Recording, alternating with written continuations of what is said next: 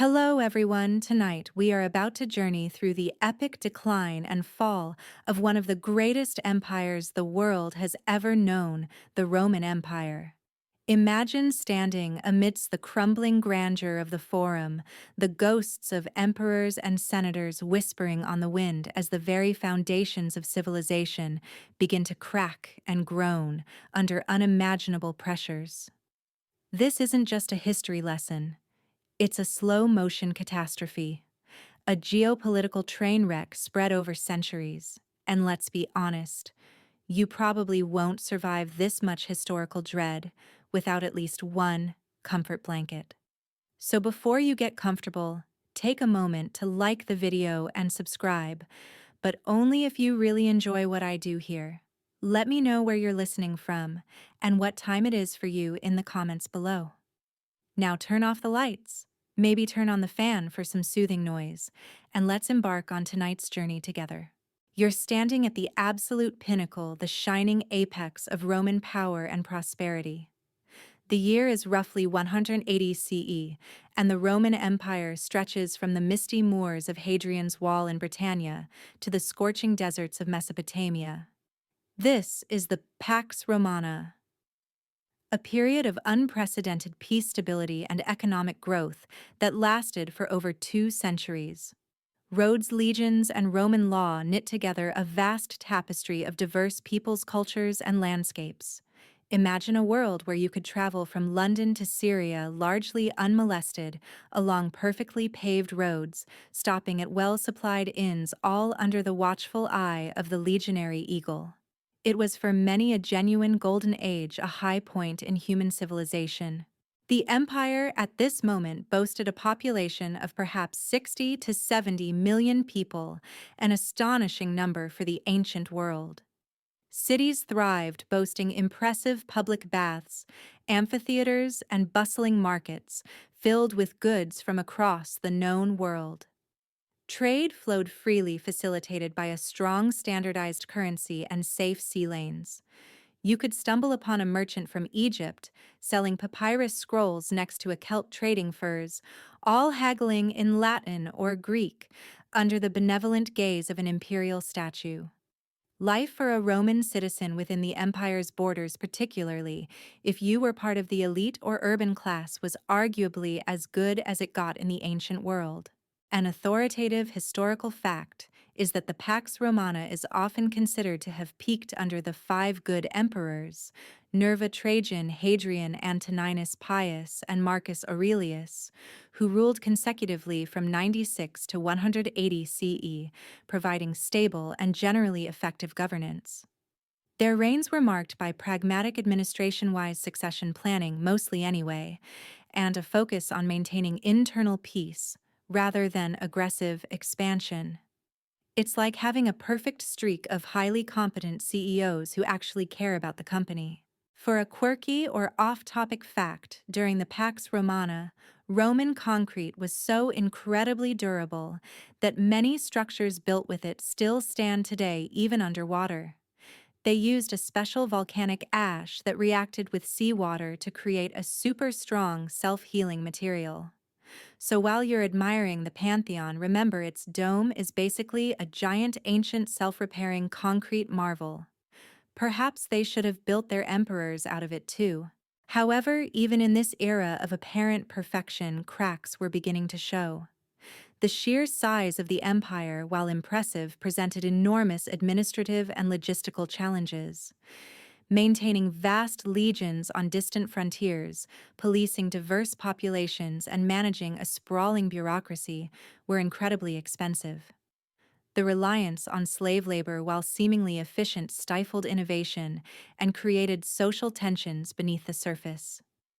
Historians still debate whether the seeds of Rome's decline were sown during this golden age itself, perhaps through overexpansion or a growing complacency.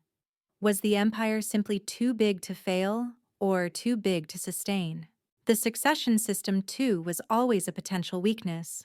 While the five good emperors largely adopted their successors, avoiding the bloody civil wars that had plagued earlier periods, there was no formal rule for imperial transfer of power. It often came down to the whim of the current emperor, or more dangerously, the whims of the Praetorian Guard, or the legions. This inherent instability buried beneath the veneer of prosperity was a ticking time bomb. The sheer military might, while keeping external enemies at bay, also meant that the ultimate power rested with the legions, not necessarily with the Senate or the people. This was a precarious balance, much like trying to keep a dozen very large, very hungry guard dogs happy without accidentally getting bitten. The stage was set perhaps subtly for a dramatic shift. As the Pax Romana reached its perceived pinnacle, you were living in a period of unparalleled stability, but like a grand stage production beneath the dazzling lights and smooth performances, problems were brewing backstage. The transition from the five good emperors to what came next was abrupt. The philosopher emperor, Marcus Aurelius, the last of the so-called good emperors, chose to break the pattern of adopted succession and instead named his biological son Commodus as his heir. And with Commodus, the wheels, or perhaps the meticulously crafted Roman chariot wheels, started to come off. Commodus's reign from 180 CE to 192 CE is often seen as the symbolic end of the Pax Romana and the beginning of a long, painful decline. You can almost feel the collective sigh of relief among the Roman elite when Marcus Aurelius died, thinking the benevolent rule would continue, only to be replaced by a young man who seemed more interested in gladiatorial combat and self-aggrandizement than governance. Imagine a serious, well-respected CEO handing the reins of a massive corporation over to his spoiled, wrestling-obsessed son. What could go wrong? An authoritative historical fact is that Commodus had a profound fascination with gladiatorial combat, even participating in the arena himself, often claiming to be the reincarnation of Hercules. He would dress as a gladiator, fight against crippled opponents or animals, which were sometimes drugged, and demand exorbitant payments for his victories. This behavior, while perhaps entertaining to some of the masses, was deeply shocking and insulting to the Roman Senate and the traditional aristocracy, who viewed it as undignified and utterly unbecoming of an emperor. You can imagine the murmurs of scandal in the Senate, the nervous glances exchanged when Commodus decided to show off his latest kill. For a quirky or off-topic fact, Commodus once renamed the city of Rome itself Colonia Commodiana, and tried to rename the months of the year after his various titles. He even suggested that Rome be rebuilt as a new city called Commodiana.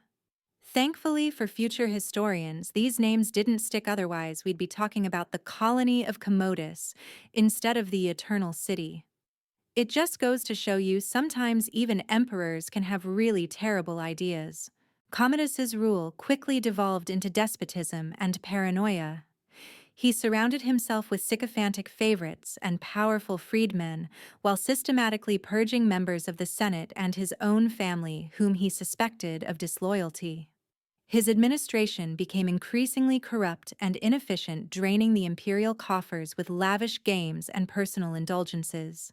The stability and competent governance of the Pax Romana rapidly eroded, replaced by fear and arbitrary rule.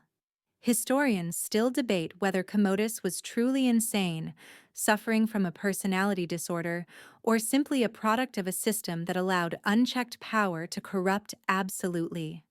Was he a madman, or a symptom of deeper imperial weaknesses?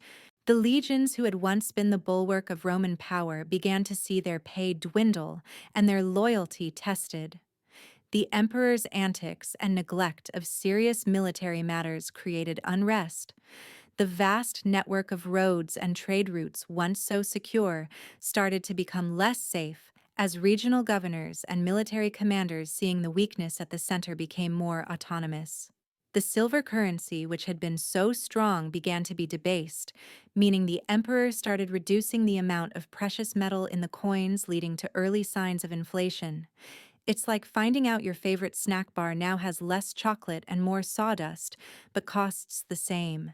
The end of Commodus's reign was as dramatic as his life.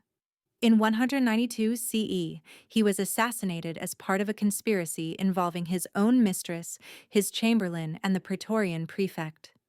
He was first poisoned, but when that failed to work quickly enough, he was strangled in his bath by a wrestler named Narcissus. Talk about a dramatic exit.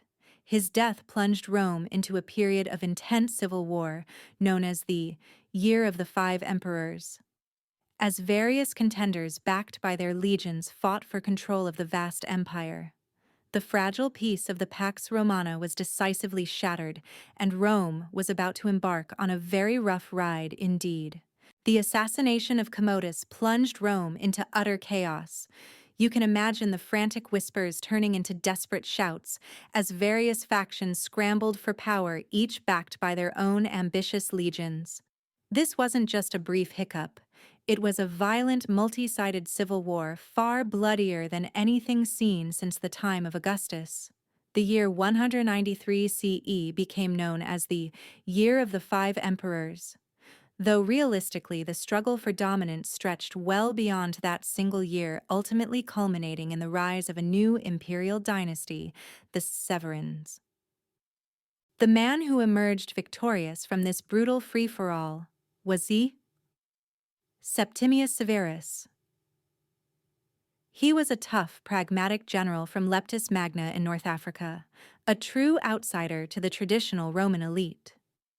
You can picture him, a grizzled veteran more at home in a military camp than the refined halls of the Senate, whose rise demonstrated the growing power of the legions in imperial succession. He wasn't subtle. He marched on Rome, disbanded the Praetorian Guard who had shamelessly auctioned off the imperial title, and ruthlessly eliminated his rivals. His message was clear: power came from the army and he intended to wield it.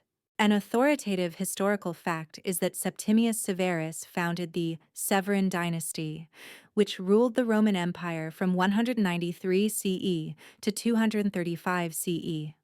His reign marked a significant shift towards a more militarized monarchy, where the emperor's power rested increasingly on the loyalty and well-being of the legions, often at the expense of the Senate and traditional civilian institutions. He famously advised his sons, "Enrich the soldiers and scorn all other men." This was a stark departure from the Pax Romana ideal. For a quirky or off-topic fact, Septimius Severus was the first Roman emperor to be born in Africa, reflecting the empire's vast reach and the increasing diversity of its ruling class. However, despite his North African roots, he spoke Latin with a thick accent which reportedly amused and sometimes frustrated the Roman elite. Imagine being the emperor of the known world but still getting teased for how you pronounce gladius. The Severan emperors, while providing a period of relative stability after the civil wars, continued the trend of military dominance. Septimius Severus heavily increased soldiers' pay, granted them more privileges, and invested heavily in the army. This secured their loyalty but put immense strain on the imperial treasury. Taxes soared, and the debasement of the currency, which Commodus had dabbled in, became more pronounced to fund these military expenditures. You could feel the economic pressure building, a slow squeeze on the average Roman citizen. His sons Caracalla and Geta inherited the throne after his death, but their co-rule was brief and bloody. Caracalla, infamous for his cruelty, murdered his own brother Geta in a truly brutal act of fratricide. He then became emperor 211-217 CE, and, in an attempt to consolidate power and perhaps raise more taxes, issued the Constitutio Antoniniana in 212 CE. This monumental edict granted Roman citizenship to virtually all free inhabitants of the empire. While seemingly generous, historians still debate whether this was a genuine act of universalism or primarily a fiscal measure to broaden the tax base and increase the number of people liable for inheritance taxes. Was it enlightenment or just clever accounting? Caracalla's reign, despite this edict, was marked by tyranny and further military expenditures. He launched ambitious, often reckless military campaigns that drained resources without significant gains. His assassination in 217 CE plunged the empire into another round of chaotic succession, a grim prelude to what was to come. The short-lived reigns of Elagabalus and Severus Alexander followed, each marked by internal intrigue and increasing challenges on the frontiers. By the time the last Severan emperor Severus Alexander was assassinated by his own troops in 235 CE, the empire was teetering on the brink. The practice of soldier emperors who relied solely on military support and often neglected broader governance was deeply entrenched. The economic strain was immense, the frontiers were restless, and the political stability that had defined the Pax Romana was a distant memory. The stage was now set for an unprecedented period of collapse and survival, a time so chaotic it would forever be known as the crisis of the 3rd century. The year 235 CE arrived with a chilling regularity, but for the Roman Empire, it marked the beginning of a descent into near-total anarchy. You could almost hear the collective gasp of despair as news spread that Emperor Severus Alexander, the last of the Severan line, had been brutally murdered by his own soldiers. This wasn't just another assassination, it was the final unraveling of any semblance of stable imperial succession and the official ushering in of the crisis of the 3rd century. This was arguably Rome's darkest hour, a period of profound political, economic, and military turmoil that lasted for 50 years from 235 to 284 CE. Imagine the Roman Empire as a giant creaking ship, once sturdy and unassailable, now caught in a hurricane, with holes appearing in its hull faster than they could be patched. The stability of the Pax Romana and even the militarized order of the Severans vanished, replaced by a relentless cycle of violence and desperation. The problem wasn't a single issue, but a perfect storm of converging crises that threatened to tear the vast empire apart. An authoritative historical fact is that during the crisis of the 3rd century, there were at least 26 recognized emperors in just 49 years. Not counting numerous usurpers and claimants who never gained widespread recognition. That's an average reign of less than 2 years per emperor. Most of these rulers met violent ends, typically murdered by their own troops or rival factions. You can imagine the job description: Emperor of Rome. Benefits include immense power, terrible stress, and a very high likelihood of being stabbed. For a quirky or off-topic fact, during this chaotic period, some Roman cities started building new, higher, and thicker walls around themselves. It wasn't a sign of newfound prosperity, but rather desperate self-preservation, as the central government could no longer guarantee their safety. It's like your local neighborhood suddenly deciding it needs its own medieval moat and drawbridge because the police are too busy. The constant assassinations and usurpations meant there was virtually no continuity in governance. Each new emperor, often a general proclaimed by his legions, would spend their brief reign fighting rivals, rewarding their own soldiers, thus emptying the treasury and struggling to address the mounting problems. There was no time for long-term planning, only desperate, short-sighted reactions. The vast Roman bureaucracy, once a pillar of strength, became increasingly inefficient and corrupt under such rapid turnovers. Historians still debate which factor was the primary driver of this crisis: the political instability, the economic collapse, or the relentless external pressures from barbarian groups. Was it a domino effect or simply a collection of unrelated misfortunes? Economically, the empire was in freefall. The need to pay ever-increasing bribes to loyal legions and finance endless civil wars led to massive inflation. Emperors resorted to drastically debasing the coinage, meaning they reduced the amount of precious metal, gold and silver in the coins, replacing it with cheaper base metals. A denarius, once a silver coin, became little more than a copper disc, thinly coated with silver. You'd go to the market with a handful of coins that bought you bread yesterday, but today might barely get you a single grape. This loss of trust in the currency paralyzed trade, forced people back to bartering, and plunged cities into poverty. It was less like a recession and more like the economy spontaneously combusting. Militarily, the situation was equally dire. While Rome was tearing itself apart from within, external enemies sensed weakness and seized their opportunity. The Sassanid Persian Empire to the east, a formidable rival, launched renewed offensives capturing Roman emperors like Valerian, who famously died in Persian captivity. Along the lengthy European frontiers, Germanic tribes like the Goths, Franks, and Alemanni, who had previously been held at bay, launched increasingly devastating raids deep into Roman territory. They weren't just raiding for loot. They were migrating, pushed by other groups like the Goths, seeking new lands and opportunities. The legions, once the pride of Rome, were stretched thin, demoralized by constant warfare. Poor pay thanks to inflation and the knowledge that their current emperor might be dead next week. Defenses crumbled, and Roman citizens often found themselves unprotected, leading to widespread fear and a growing sense of abandonment by the central government. The empire was not merely in decline. It was, for all intents and purposes, dissolving into a collection of warring fragments, each fighting for its own survival against overwhelming odds. The very idea of a unified Roman Empire seemed like a distant, impossible dream. The crisis of the 3rd century wasn't just a political headache. It was a constant, brutal audition for the imperial throne, where the only entry requirement was military backing, and the exit strategy was usually a dagger in the back. You can almost feel the ground vibrating with the endless marches of legions, each proclaiming their own general as emperor, only to abandon him for the next ambitious commander.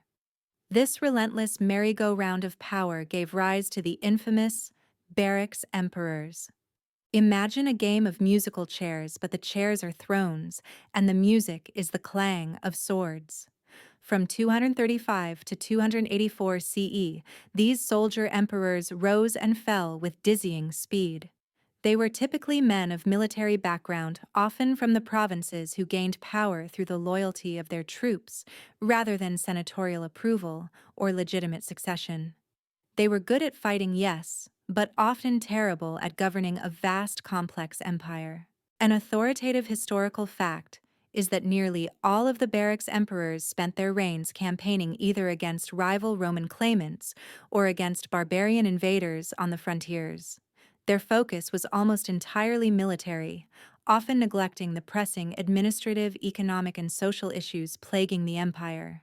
It's like having a firefighter try to run a Fortune 500 company. Admirable dedication, but perhaps not the right skill set for the job. For a quirky or off-topic fact during this period, some emperors were so desperate for funds that they literally sold off imperial regalia and even stripped gold from ancient temples to pay their troops. Imagine an emperor pawning the crown jewels just to make payroll. It's a stark indicator of just how dire the economic situation had become. The constant civil wars were a self-inflicted wound, bleeding the empire dry of manpower and resources. Legions that should have been defending the frontiers were instead engaged in bloody internecine conflicts, leaving vast stretches of the borders vulnerable. When a new emperor was proclaimed in, say, Britain, the legions in Gaul or Syria might refuse to recognize him, leading to yet another civil war. This meant that the empire often had multiple claimants simultaneously, each controlling a different region and fighting for ultimate supremacy. Historians still debate whether the rapid succession of barracks emperors was a symptom of Rome's decline or a primary cause. Did the instability breed these short-lived rulers, or did their constant power struggles accelerate the empire's collapse? The economic consequences were catastrophic. Each new emperor would mint new coins, often heavily debased, to pay his loyal troops, fueling hyperinflation. Trade routes became unsafe due to banditry and warring factions. Agricultural lands lay fallow as peasants were conscripted or fled the chaos. The once thriving cities began to shrink, their populations decimated by war, disease, and economic depression. You could almost feel the vibrant pulse of Roman life slowing down, replaced by a dull throb of anxiety. Meanwhile, external enemies sensed the weakness.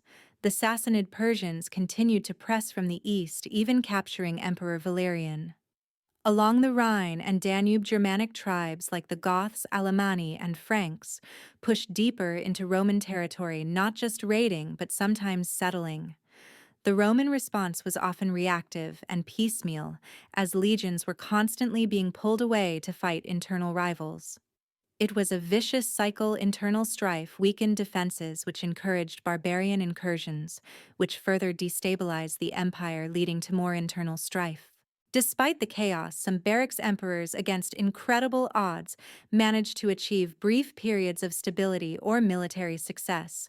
Emperors like Aurelian, nicknamed Restitutor Orbis, restorer of the world, temporarily reunified splintered parts of the empire and won significant victories against invaders.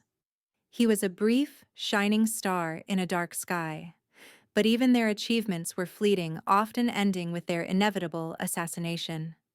The systemic problems were too deep-seated for any single emperor, no matter how capable, to solve alone. The empire was in a state of chronic illness, desperately needing a radical intervention if it was to survive. While the barracks emperors played their bloody game of imperial musical chairs, the Roman economy was in a death spiral. You could feel the silver literally draining out of the coins in your hand, replaced by increasingly worthless base metals. This wasn't just a recession, it was a complete and utter economic meltdown. A systemic collapse that left citizens impoverished and the empire struggling to fund its most basic needs. Imagine trying to go to the market. You might have a handful of coins, but shopkeepers are increasingly reluctant to accept them. Why? Because the government, desperate to pay its ever-demanding legions and finance endless civil wars, was practicing hyperinflation on an unprecedented scale. An authoritative historical fact is that during the crisis of the 3rd century, the silver content of the Roman denarius, which had been nearly 100% in the time of Augustus, plummeted to as low as 0.02% by the mid-3rd century. Yes, you heard that right. Barely any silver at all. It was essentially a copper coin with a thin, almost invisible silver wash known as a silvered bronze coin. This wasn't just a mistake. It was a deliberate policy of currency debasement. Each time a new emperor seized power, he would mint more coins with less precious metal, effectively printing money to pay his way. This led to prices skyrocketing. What cost 1 coin yesterday might cost 10 today and 100 tomorrow. You'd see merchants hoarding goods, preferring to trade in kind rather than accept worthless currency. It's like checking your bank account every morning, only to find the value of your money has mysteriously shrunk overnight. Very inconvenient and not great for retirement planning. For a quirky or off-topic fact, during the height of this inflation, soldiers sometimes refused to accept their pay in coin, demanding payment in actual goods, like grain wine or even clothes. Imagine the logistics of paying an entire legion in barrels of olives and tunics. It's a testament to how completely trust in the imperial currency had evaporated. The collapse of trade followed inevitably, with a currency that was constantly losing value and roads made unsafe by bandits and roving armies. Interregional commerce ground to a halt.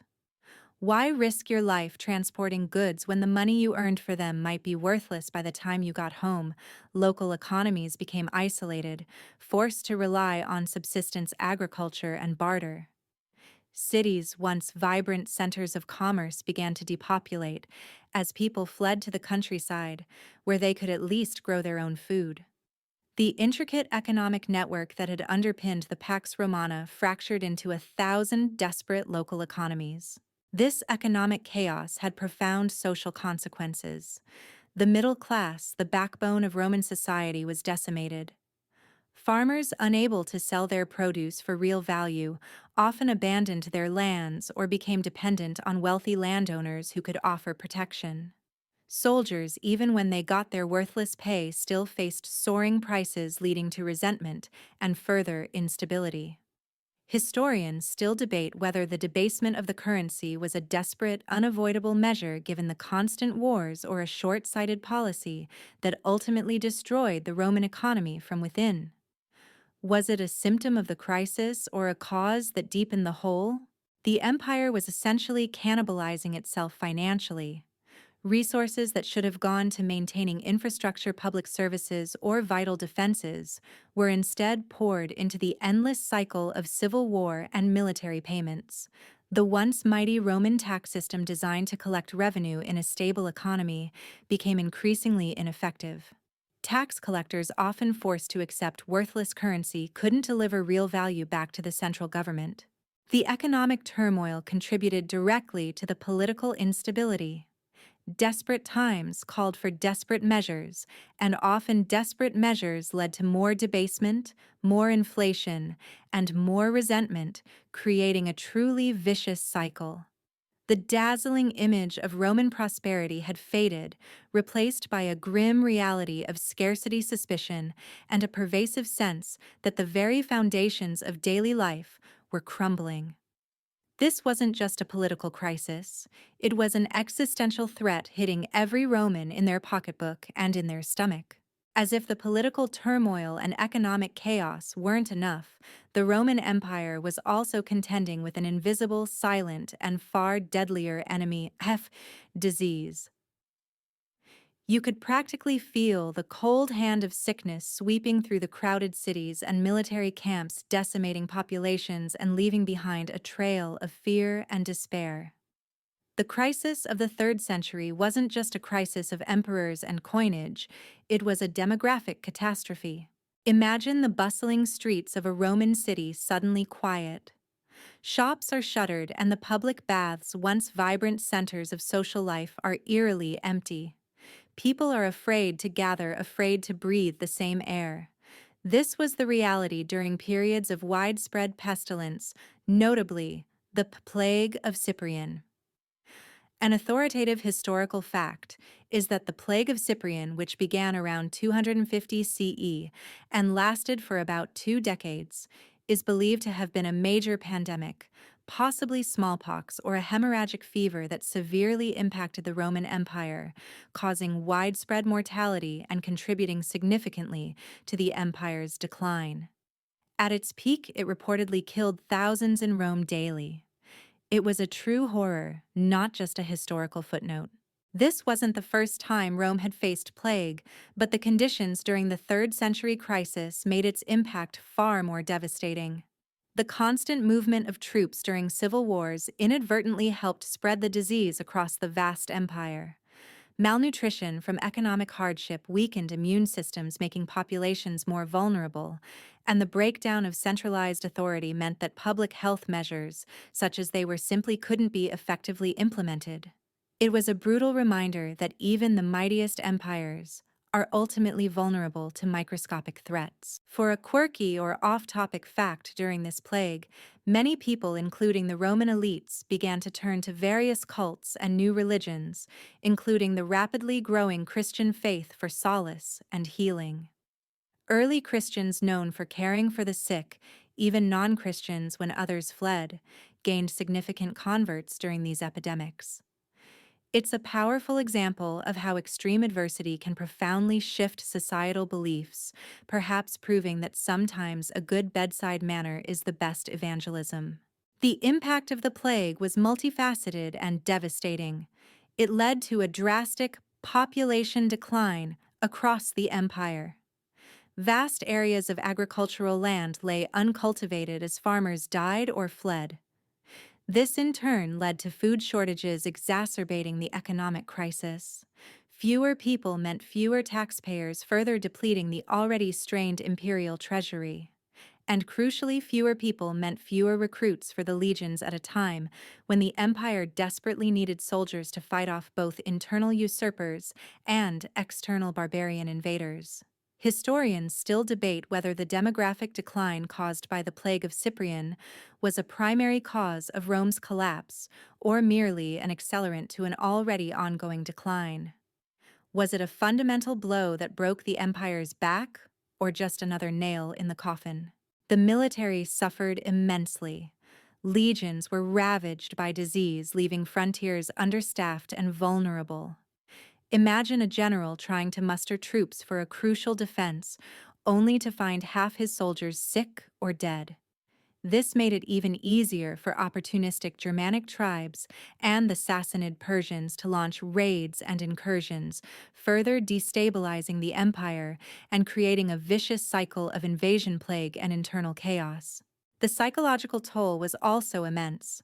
A pervasive sense of dread and fatalism settled over Roman society. If the gods couldn't save them from pestilence, what hope was there? This widespread fear and despair contributed to a decline in civic engagement and a sense of abandonment by a seemingly helpless state. The Roman concept of civic virtue, once a cornerstone of the Republic and early empire, eroded under the weight of such overwhelming and seemingly unstoppable forces. The plague of Cyprian wasn't the only disease, just the most notable. Epidemics were a recurring nightmare for the Romans, reminding them of their mortality and the fragile nature of even the most sophisticated civilization. By the mid-3rd century, Rome was bleeding from every wound: political instability, economic collapse, relentless external pressure, and a devastating demographic crisis caused by disease. The very fabric of the empire was stretched to its breaking point, desperate for a force strong enough to pull it back from the brink. As Rome reeled from the internal hammer blows of political chaos, economic collapse, and devastating plagues, a new and increasingly powerful threat was gathering just beyond its extensive frontiers. You could almost feel the restless energy pulsating from the vast dark forests and unforgiving plains of Germania, where tribes long held in check were now bolder, more numerous, and increasingly desperate. This was the era of growing barbarian pressures. A relentless external squeeze that compounded every internal weakness the Roman Empire possessed. Imagine standing on a lonely watchtower along the Rhine or Danube, peering into the misty depths of the barbarian lands. What you would increasingly see were not just small raiding parties, but larger, more organized groups of Germanic tribes: the Goths, the Franks, the Alemanni, the Marcomanni, and others. They were drawn by the lure of Roman wealth, pushed by internal population growth, and increasingly themselves being driven by other more terrifying nomadic groups from the east, like the Huns. It was a chain reaction of displacement, with Rome ultimately feeling the most intense pressure. An authoritative historical fact is that during the crisis of the 3rd century, Germanic tribes launched repeated and increasingly successful incursions deep into Roman territory, reaching as far as Spain, Italy, and even Greece. These were no longer just border skirmishes.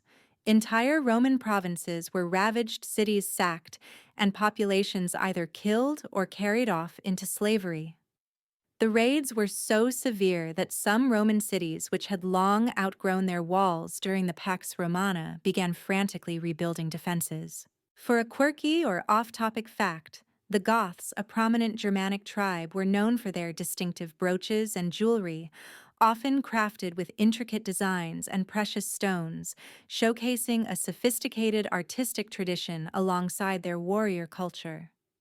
So while they were busy sacking Roman towns, they were also apparently quite fashionable. Perhaps they had their own version of bling long before it became a modern term.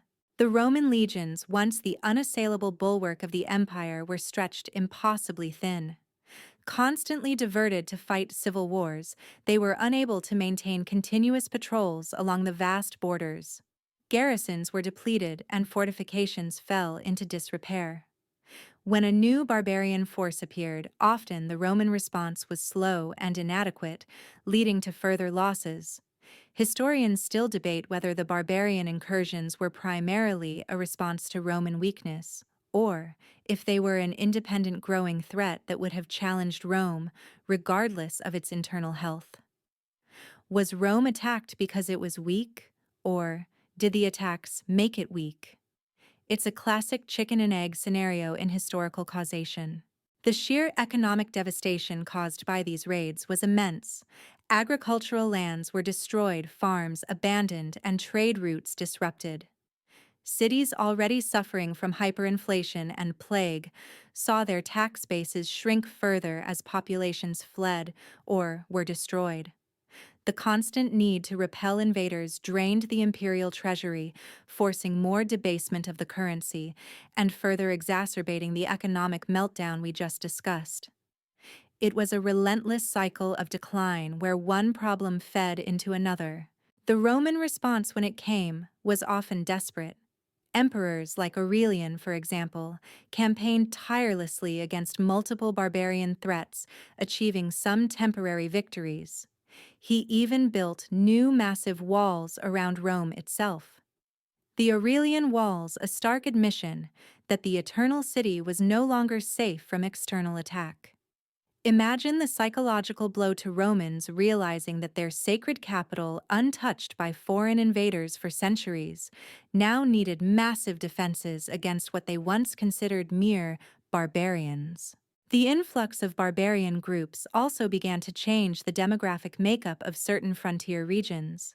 Some tribes were allowed to settle within Roman territory as foederati allies in exchange for military service.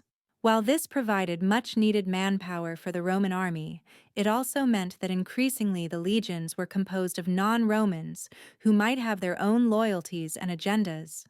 This slow, subtle shift in the composition of the military and the population would have profound implications for the empire's future.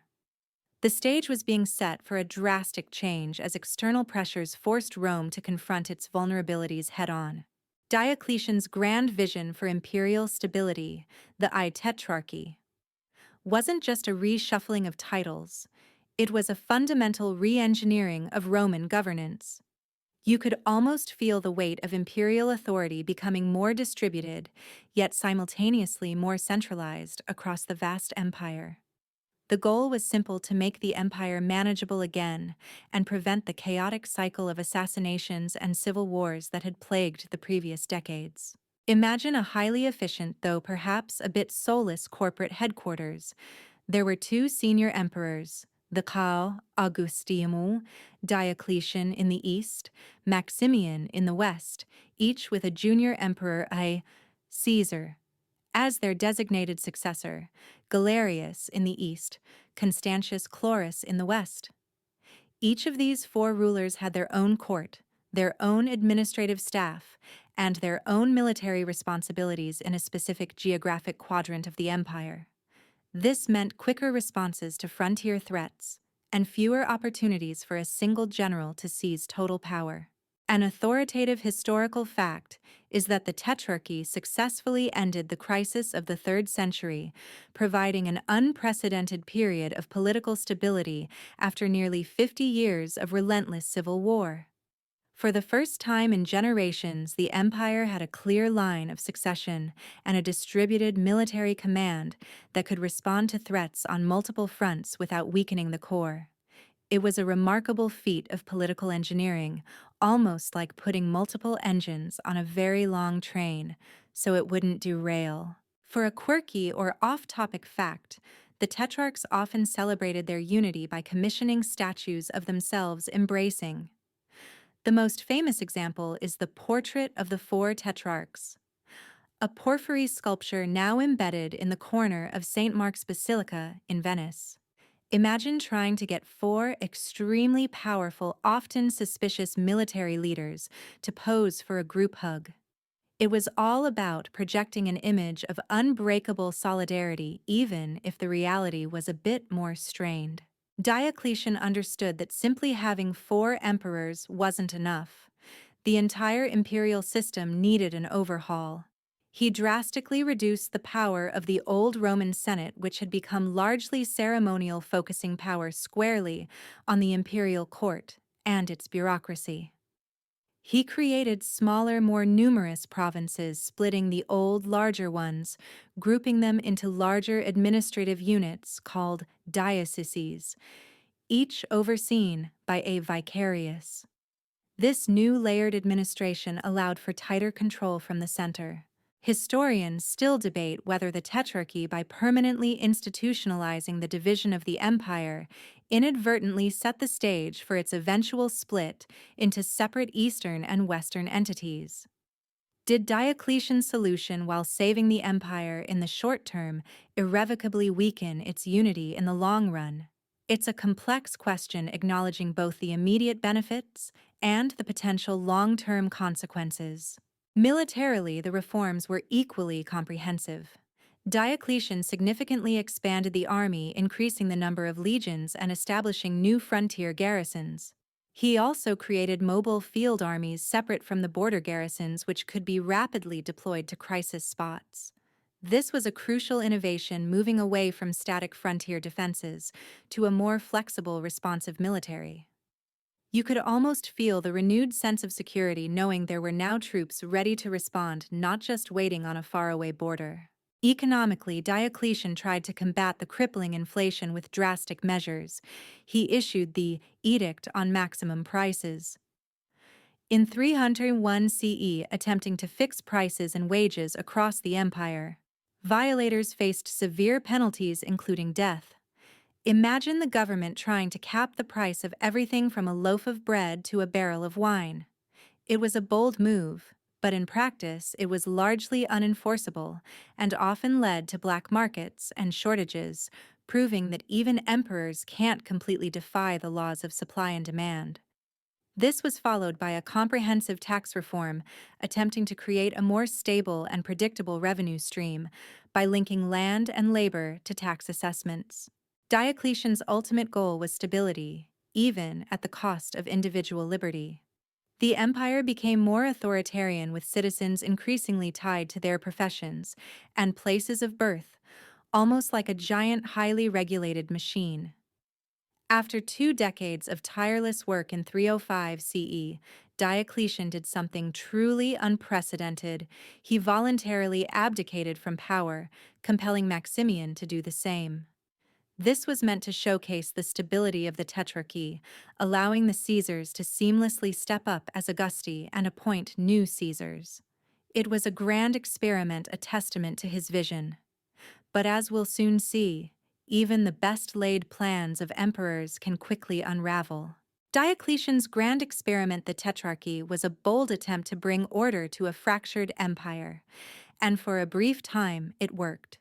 You could almost feel the renewed sense of purpose emanating from the 4 imperial courts, each diligently governing its quadrant. However, the system's success hinged entirely on the willingness of its powerful members to adhere to the rules, particularly the peaceful transfer of power. And as history often reminds us, human ambition rarely follows a neatly drawn blueprint. After Diocletian's unprecedented abdication in 305 CE, forcing Maximian to follow suit, the 2 Caesars, Galerius in the east and Constantius Chlorus in the west, duly became the new Augustae. They then appointed 2 new Caesars, Maximinus Daia and Severus II. This was supposed to be the seamless transition, the moment that proved the Tetrarchy was the ultimate solution to Rome's succession crises. You could imagine the sighs of relief from officials, believing the era of constant civil war was finally over. But the ink on the abdication papers was barely dry before the system began to fray. Constantius Chlorus, the new Western Augustus, died just a year later in 306 CE while campaigning in Britain. His troops, instead of recognizing Severus II as his rightful successor as per the Tetrarchy's rules, immediately proclaimed Constantius's son, Constantine Ho, as emperor. This was a direct defiance of Diocletian's carefully constructed system. Imagine a well-planned corporate succession going awry because the employees decided to unilaterally promote the founder's son instead of the designated heir. An authoritative historical fact is that Constantine's proclamation by his troops in 306 CE ignited a new series of devastating civil wars that ultimately dismantled the Tetrarchy. This period of conflict would last for almost 2 decades, proving that even Diocletian's genius couldn't fully contain the ambition of powerful individuals or the loyalty of legions to charismatic leaders. For a quirky or off-topic fact, It's said that when news of his father's death and his own proclamation reached him, Constantine was initially hesitant, knowing the chaos it could unleash. He wisely sent a letter to Galerius, the senior Augustus, requesting recognition as Caesar, not Augustus perhaps trying to play nice. Galerius refused, recognizing only Severus II. This refusal truly set off the chain reaction. It just goes to show sometimes even a polite request can escalate into a full-blown war. The subsequent years were a complex tangle of shifting alliances, betrayals, and brutal battles, involving up to 6 different imperial claimants at various times. Maximian, who had begrudgingly abdicated, even tried to reclaim power. It was a messy, multiplayer Game of Thrones, all while the external threats continued to press on the empire's borders. Historians still debate whether the collapse of the Tetrarchy was inevitable due to inherent flaws in its design, e.g., the potential for personal ambition to trump institutional loyalty, or if it was simply unlucky due to the untimely death of Constantius Chlorus. Was it doomed from the start, or just a victim of circumstance? Constantine, a formidable general and politician, gradually consolidated his power. He eliminated rival after rival, first in the west, then turning his attention eastward. His most famous victory came at the Battle of the Milvian Bridge in 312 CE against Maxentius, who had usurped power in Rome. This battle is particularly significant not just for Constantine's triumph, but for what he claimed happened before it. You see, before the battle, Constantine famously reported a divine vision. Either he saw a cross of light in the sky with the inscription "In hoc signo vinces," "In this sign you will conquer," or he had a dream, instructing him to place the Christian symbol, the Chi Rho, a monogram of Christ's name, on his soldiers' shields. This moment, whether a genuine spiritual experience or a brilliant political maneuver, was a pivotal turning point for both Constantine and the future of the Roman Empire, as it foreshadowed a dramatic shift in imperial religious policy. After the victory at Milvian Bridge, Constantine became the undisputed ruler of the Western Roman Empire. The stage was now set for the final elimination of the Tetrarchy and the rise of a single powerful emperor who would forever change Rome's relationship with a new, rapidly growing religion. Constantine's victory at the Milvian Bridge in 312 CE was more than just a military triumph. It was a profound ideological turning point for the Roman Empire. You could almost feel the tectonic plates of religious belief shifting beneath the very foundations of the Roman world. From this moment, the empire's relationship with Christianity, a religion that had been fiercely persecuted just a few years earlier under Diocletian, would be fundamentally and irrevocably altered. Imagine a world where adherence to traditional Roman pagan gods was the norm, enforced by centuries of tradition and, at times, imperial decree. Christians, with their refusal to worship the emperor or the Roman pantheon, were often viewed with suspicion as disloyal and subversive.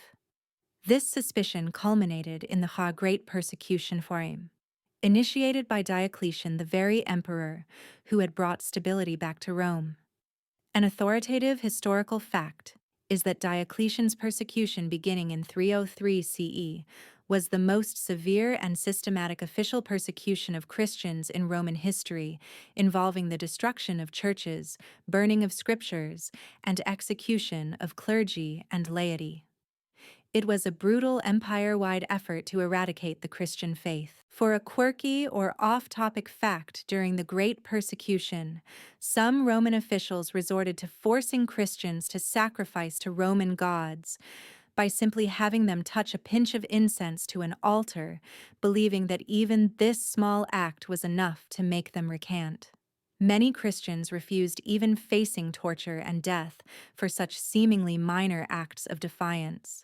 It just goes to show sometimes the smallest gestures can hold the biggest meanings, especially when belief is involved.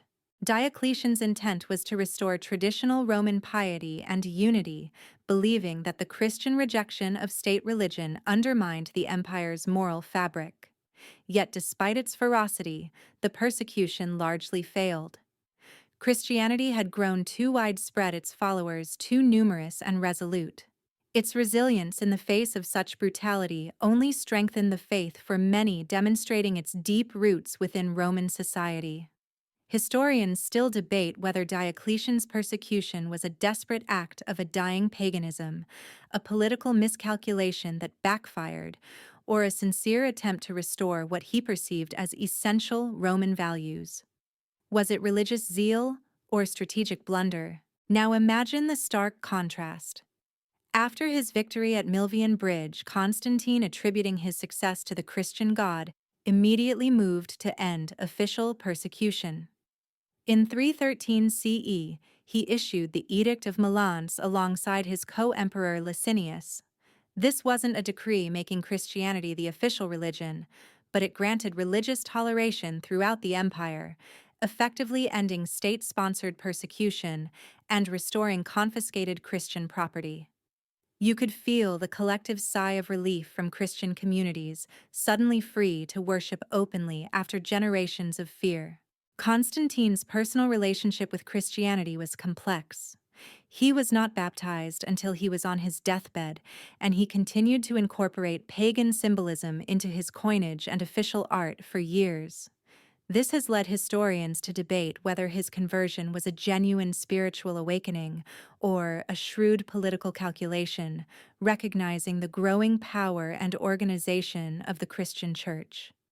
Was it a moment of divine inspiration or a pragmatic move to secure a powerful new ally? Perhaps it was a bit of both, a blend of personal conviction and strategic foresight. Regardless of his exact motives, Constantine became a major patron of the Church. He financed the construction of magnificent basilicas, convened the First Council of Nicaea in 325 CE to address theological disputes within Christianity, and granted privileges and exemptions to Christian clergy. This imperial patronage rapidly accelerated the growth and institutionalization of Christianity, transforming it from a persecuted minority sect into a favored, powerful force within the Roman world. The legal and social landscape for Christians changed dramatically. They could openly practice their faith-filled churches and hold positions of power within the government. This newfound freedom and imperial backing would profoundly shape the development of Christianity for centuries to come, laying the groundwork for its eventual dominance across Europe. The seeds of a new religious order were sown, destined to outlast the empire that fostered its growth. With the Edict of Milan, Constantine had not only triumphed over his rivals, but had also radically shifted the Roman Empire's religious landscape. You could practically feel the collective exhales of relief from Christian communities, now free to worship openly, and perhaps a nervous cough from those still adhering to the old gods, wondering what this new imperial favor might mean for them. But Constantine's ambition didn't stop at religious tolerance. He was determined to reunite the entire Roman Empire under his sole rule, a task left unfinished by Diocletian's tetrarchy.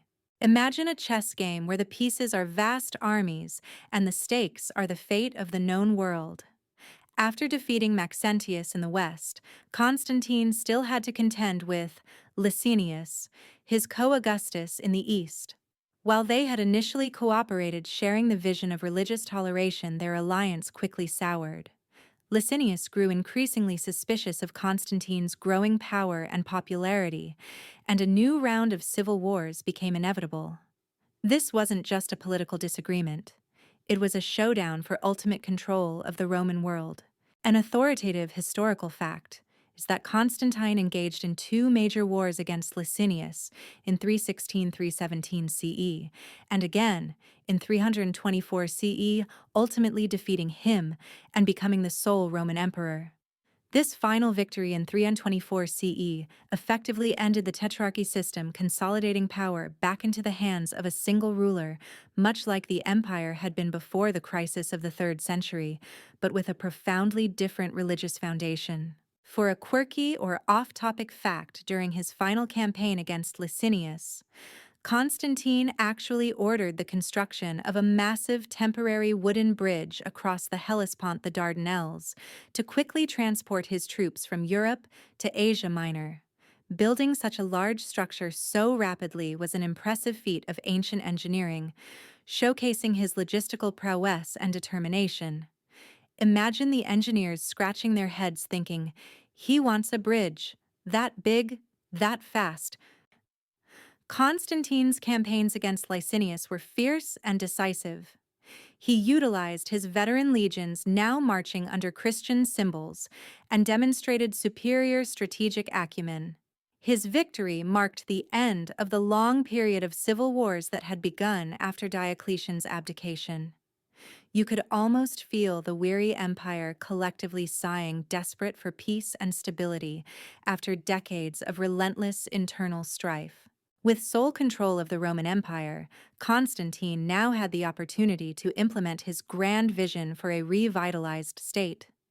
He recognized that Rome itself, the ancient capital, was no longer ideally suited to be the administrative and military center of the empire.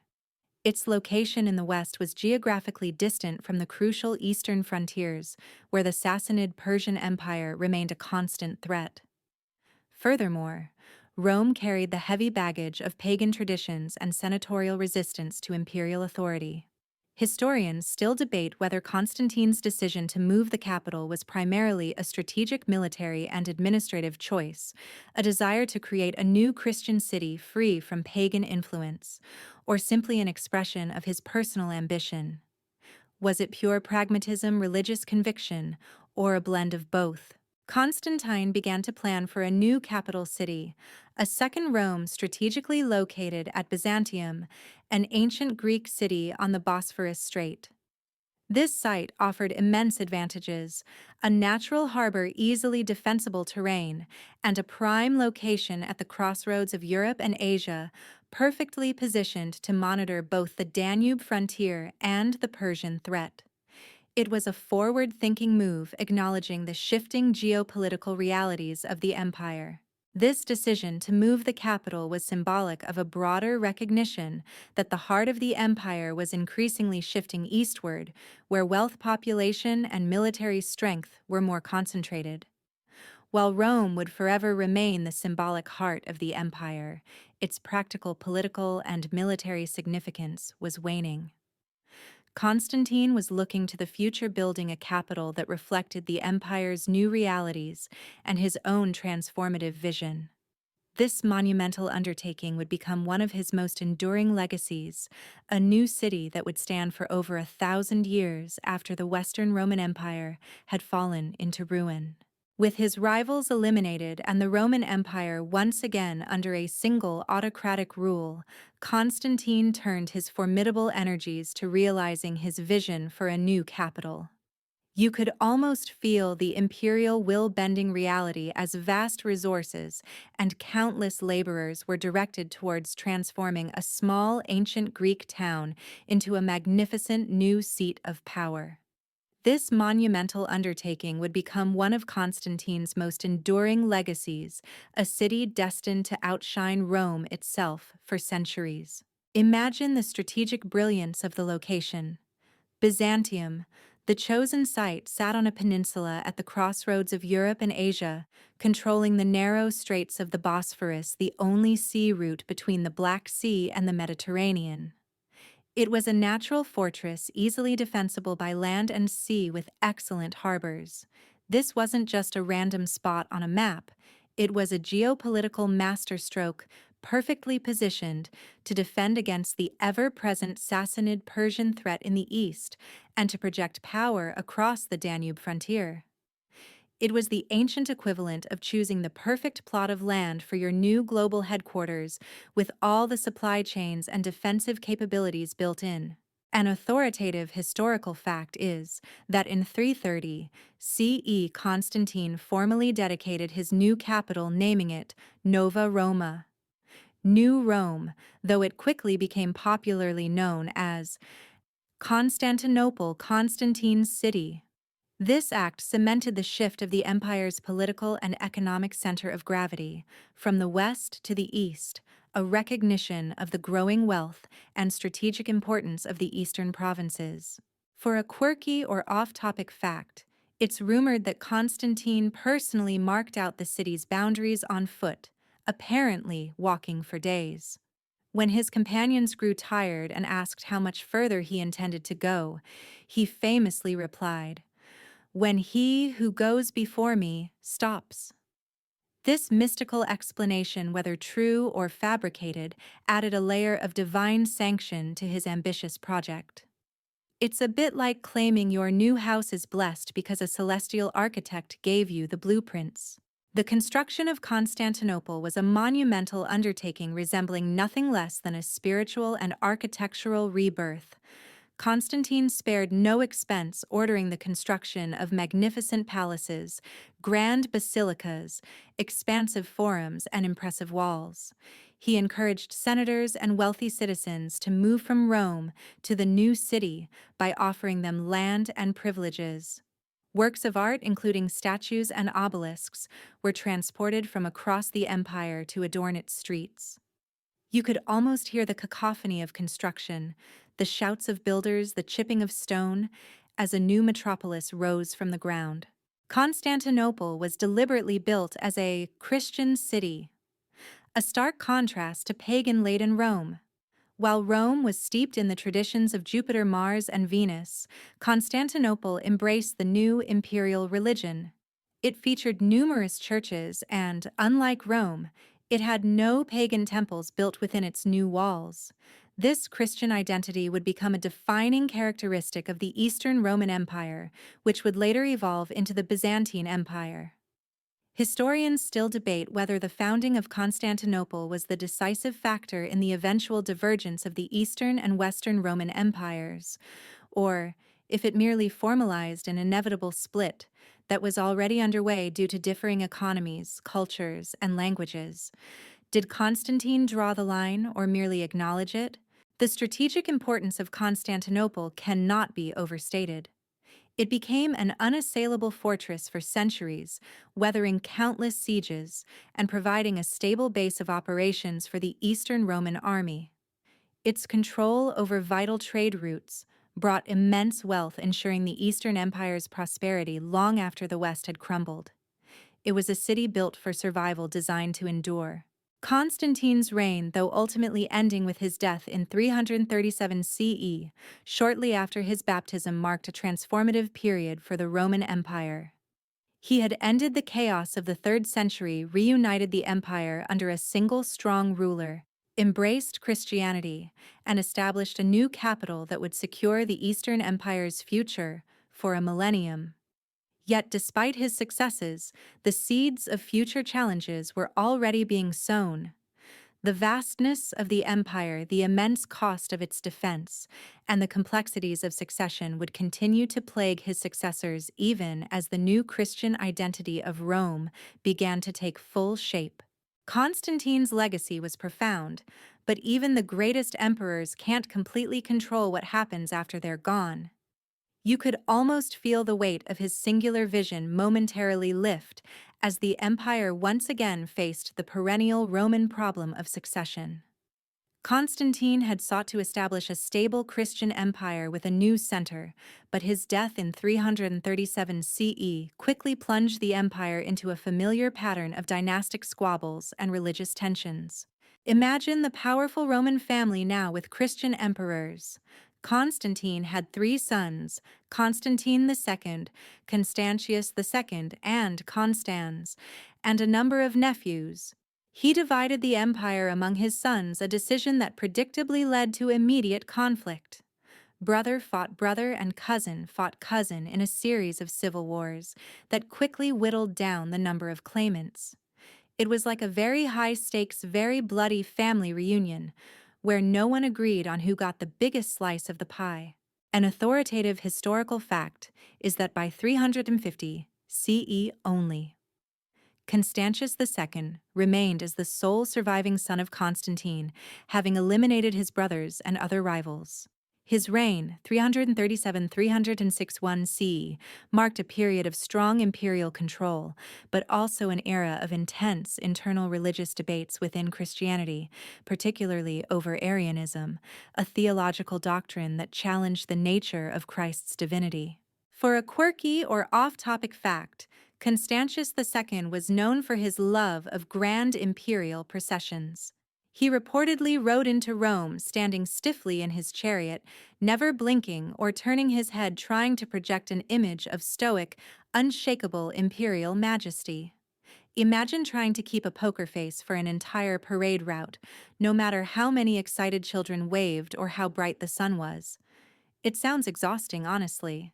Constantius II, a staunch supporter of Nicene Christianity, the orthodox position affirmed at the Council of Nicaea, which his father convened, often spent his reign battling both paganism and what he considered heresies within the Christian faith. This period showed that while Christianity was now favored, it was far from unified, and internal theological disagreements could be just as destabilizing as external threats. Historians still debate whether the internal theological disputes of the 4th century significantly weakened the empire's ability to resist external threats, or if they were merely a symptom of a broader societal shift towards introspection rather than outward conquest. Was Rome too busy arguing about God to fight barbarians? Despite the internal religious strife, Constantius II managed to hold the vast empire together, often personally leading campaigns against the Sassanid Persians in the east and various Germanic tribes on the Rhine and Danube frontiers. He continued his father's emphasis on a strong centralized bureaucracy and a well-funded army. However, the weight of ruling such a sprawling empire eventually forced Constantius II to appoint a co-ruler, his last surviving cousin, Julian. Julian was a brilliant intellectual, a philosopher, and a capable general, but he harbored a deep secret. He was a fervent adherent of traditional Roman paganism, disgusted by what he saw as the moral decay and internal squabbles of the Christian court. When Constantius II died unexpectedly in 361 CE while marching to confront Julian, who had been proclaimed emperor by his troops in Gaul, Julian became the sole emperor. This marked a brief, fascinating, and ultimately doomed attempt to reverse Constantine's Christianizing policies. You could almost feel the tension in the air as the emperor, known to history as Julian the Apostate, openly renounced Christianity and sought to revive paganism. He ordered the restoration of pagan temples, promoted traditional Roman religious practices, and implemented policies that subtly and sometimes not so subtly discriminated against Christians. Julian's reign, though short, was a powerful reminder that the empire's religious identity was still in flux. He was a complex figure, an anachronism in a world increasingly turning towards the new faith.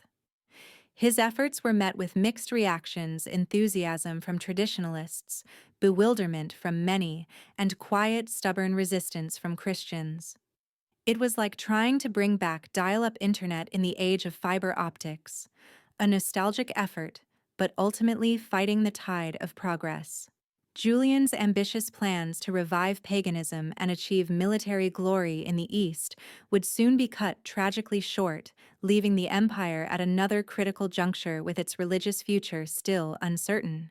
Julian the Apostate's audacious attempt to turn back the religious clock was as dramatic as it was brief. You could almost feel the collective holding of breath across the empire as the last pagan emperor openly defied the Christianizing trend set by Constantine. His reign from 361 to 363 CE was a fascinating, if ultimately doomed, experiment, a final passionate plea for the old gods in a world rapidly embracing a new faith. Imagine Julian, a brilliant intellectual, a philosopher king, meticulously planning a pagan revival. He ordered the restoration of dilapidated pagan temples, encouraged traditional sacrifices, and tried to establish a pagan priesthood with a hierarchical structure similar to the Christian Church, complete with charitable organizations.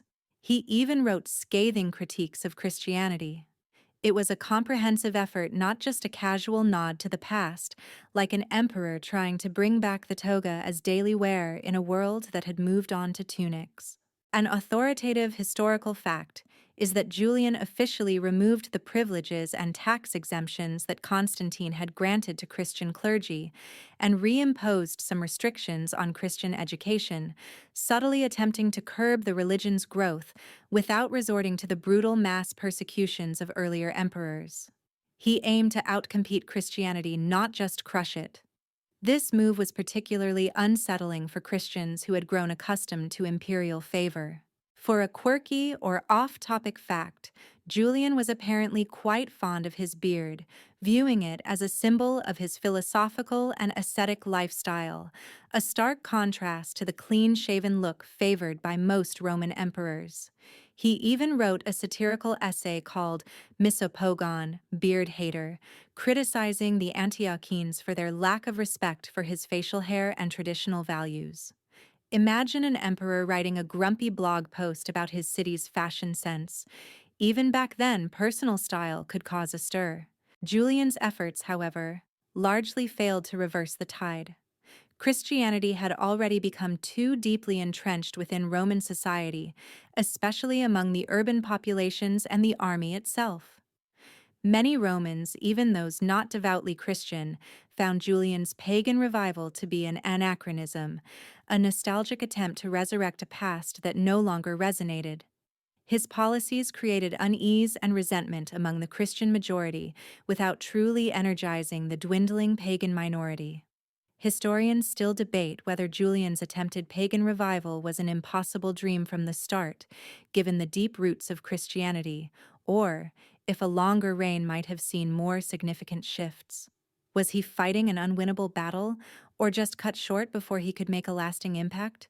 Ultimately, Julian's attention was drawn away from religious matters by the perennial threat from the Sassanid Persian Empire. In the East, like many emperors before him, he sought to achieve military glory by campaigning against this formidable rival. He launched an ambitious invasion of Persia in 363 CE, leading a large Roman army deep into enemy territory. You can imagine the high hopes of his pagan supporters believing a victory would prove the favor of the old gods. However, the campaign proved disastrous. Julian's army faced fierce resistance, logistical nightmares, and a scorched earth policy by the Persians. During a skirmish, Julian was mortally wounded, reportedly by a spear. His sudden death in the heart of enemy territory left the Roman army leaderless and stranded, forcing them into a humiliating retreat and a disadvantageous peace treaty.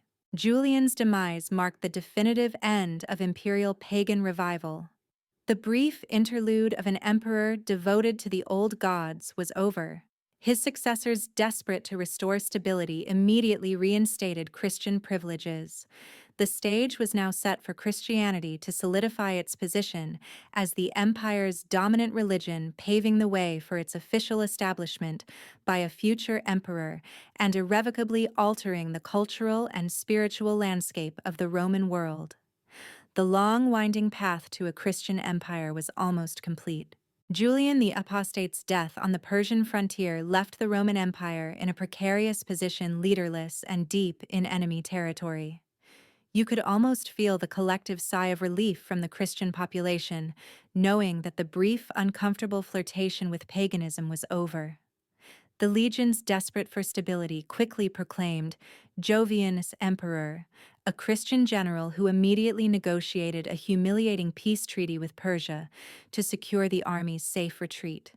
His brief reign was merely a placeholder, but it signaled a definitive return to Christian imperial policy. After Jovian's sudden death, possibly from bad mushrooms or just a bad constitution, the military again selected an emperor, Valentinian, Iftuex, in 364 CE. Valentinian, a stern and capable soldier, recognized the immense pressures on the empire and made a fateful decision. He divided the imperial administration, giving the east to his brother, Valens, while he himself ruled the west. This wasn't a formal, permanent split of the empire itself yet, but it institutionalized a dual leadership that would ultimately lead to two distinct Roman entities. Imagine two CEOs each taking responsibility for half of a massive company, with different priorities and challenges for each side. An authoritative historical fact is that Emperor Theodosius the Pruer, who came to power in the East in 379 CE, is famously known for making Nicene Christianity the official state religion of the Roman Empire by issuing the Edict of Thessalonica in 380 CE. This momentous decree effectively outlawed all other pagan cults and heresies within the empire, establishing Christianity as the sole legitimate faith. It was the culmination of a century of change, a decisive blow to the old gods, and a complete reversal from the persecutions of just a few decades prior. For a quirky or off-topic fact, Theodosius I was reportedly quite a devout Christian, but he also had a fiery temper. After a riot in Thessalonica, he ordered a massacre of thousands of citizens, which led to a severe reprimand from Saint Ambrose, the influential bishop of Milan. Ambrose famously excommunicated the emperor and forced him to perform public penance before readmitting him to the church. Imagine a powerful emperor being told off by a bishop. It showed the growing moral authority of the church even over the emperor himself. Theodosius was a complex figure. While he aggressively promoted Christianity, he also had to contend with immense external pressures, particularly from the Goths. His reign was a period of both religious consolidation and desperate military struggles. He faced the difficult task of managing an empire that was increasingly Christian, but still held remnants of paganism, facing challenges from both within and without. Historians still debate whether Theodosius's aggressive promotion of Nicene Christianity, while consolidating religious unity, inadvertently alienated segments of the population or diverted resources from more pressing military matters. Did he strengthen the empire spiritually at the cost of its physical defenses? While Theodosius was solidifying Christianity's position, the Western Empire under Valentinian I and his successors was facing increasingly dire challenges on its frontiers. The constant pressure from Germanic tribes along the Rhine and Danube was relentless. The empire's resources were stretched thin, and its military capabilities were often inadequate to fully defend such vast borders. Theodosius himself briefly reunited the entire Roman Empire under his single rule after defeating a usurper in the West in 394 CE. This was the last time the entire Roman world would be ruled by a single emperor. You could almost hear the cheers of those who hoped for a return to the unified glory days, a brief fleeting moment of imperial cohesion. However, this unity was short-lived.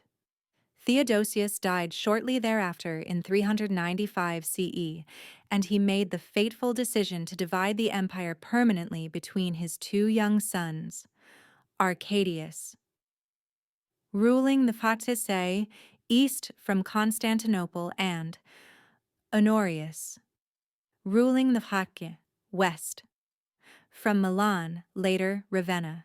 This permanent division was not seen as the fall of Rome at the time, but rather a pragmatic administrative decision to manage two vast and increasingly divergent halves.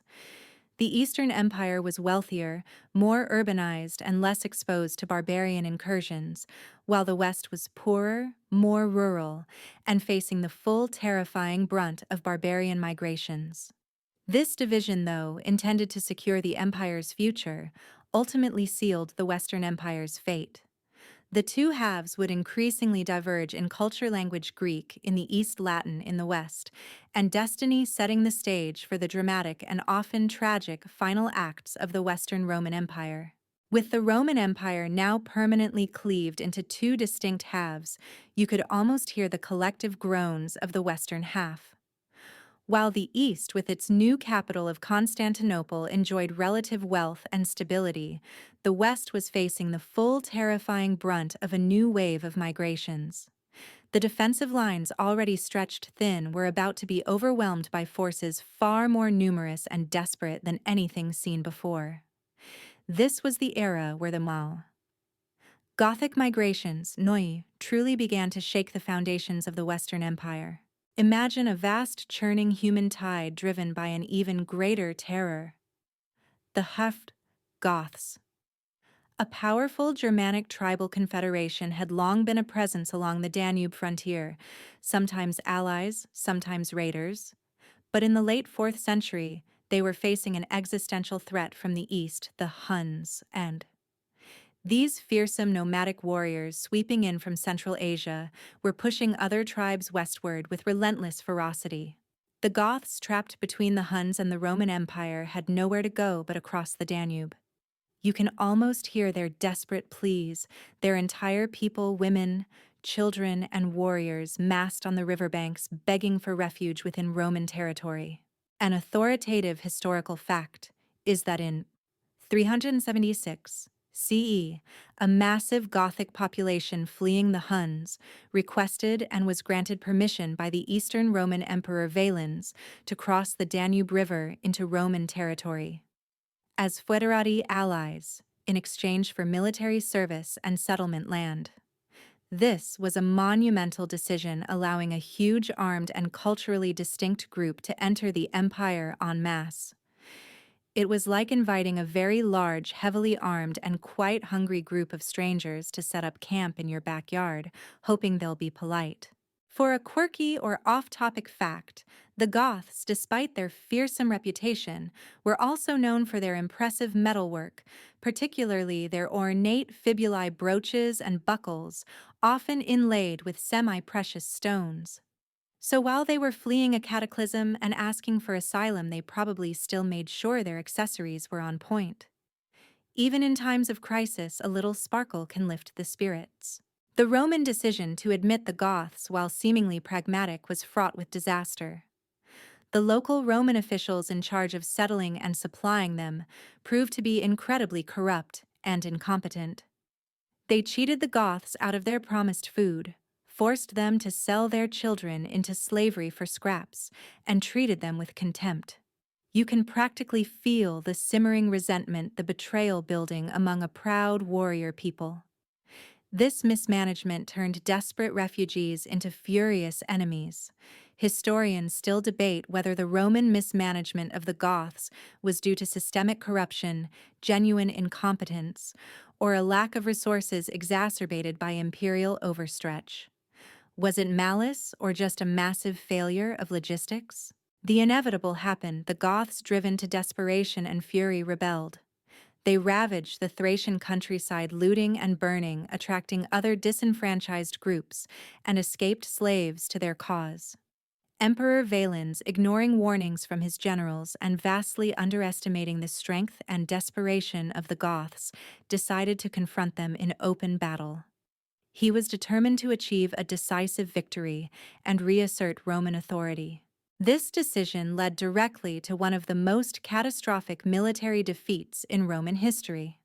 The legions, marching weary and hot under the summer sun, were about to meet a surprisingly disciplined and mobile Gothic force. The very people Rome had tried to control were now poised to deliver a fatal blow. The tension would have been palpable, the sense of an empire teetering on the edge of a precipice. The lessons learned from this disaster would echo through the remaining centuries of the Western Empire, a grim reminder of the cost of both military miscalculation and profound administrative failure. The stage was set, the armies arrayed, and the summer sun beat down mercilessly on the plains near Adrianople.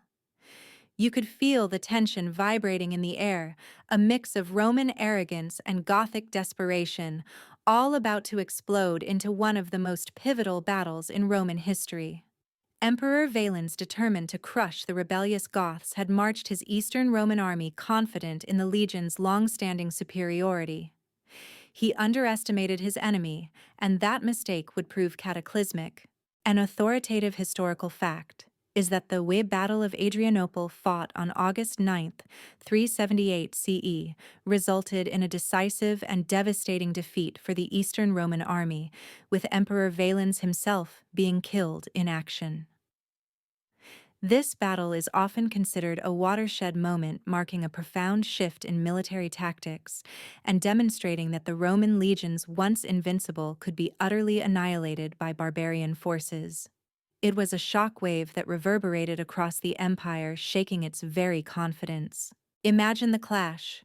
The Roman heavy infantry, exhausted from a long march and suffering from thirst, encountered the Gothic forces, which included a formidable contingent of heavy cavalry.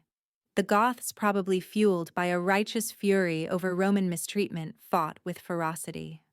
The Roman lines eventually broke, turning an organized retreat into a chaotic rout.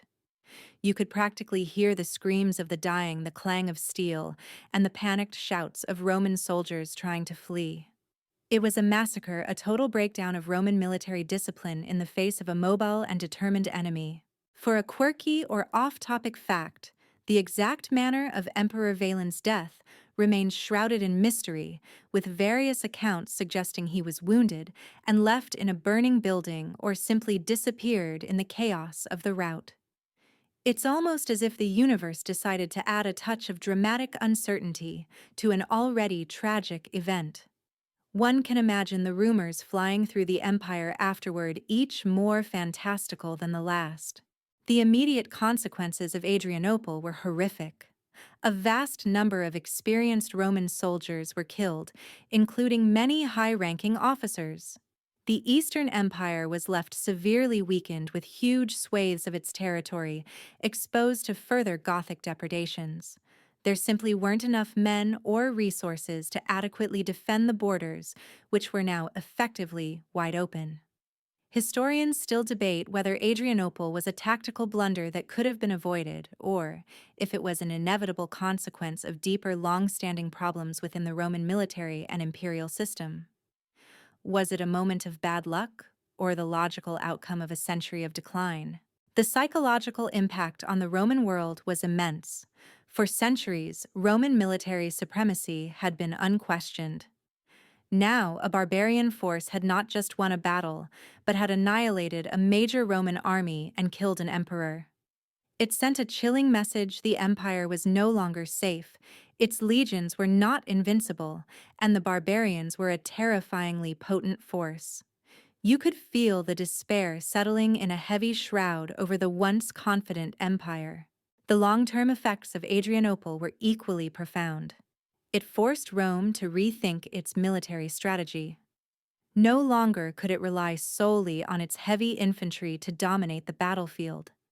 The success of the Gothic cavalry demonstrated the growing importance of mounted warfare, a lesson the Romans would slowly and reluctantly begin to integrate. It also led to a greater reliance on barbarian, foederati allies within the Roman army itself, as the empire desperately needed manpower. These allied units, while providing necessary soldiers, often maintained their own command structures and loyalties, sometimes proving unreliable. It was a necessary compromise, but one that further diluted the traditional Roman military identity.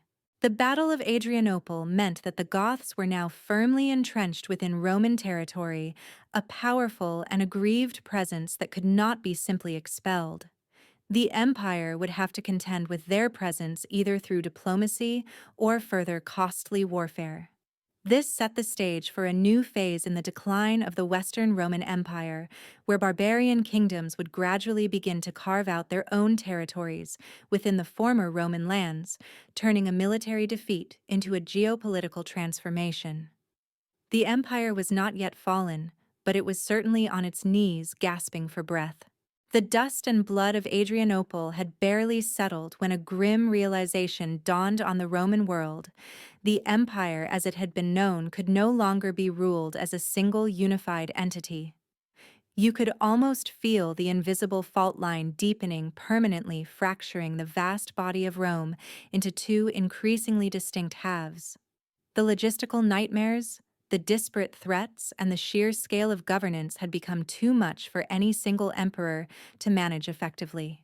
An authoritative historical fact is that in 395 CE, upon the death of Emperor Theodosius I, the Roman Empire was permanently divided into two distinct administrative entities, the Western Roman Empire and the Eastern Roman Empire. Theodosius bequeathed the West to his younger son Honorius, and the East to his elder son Arcadius.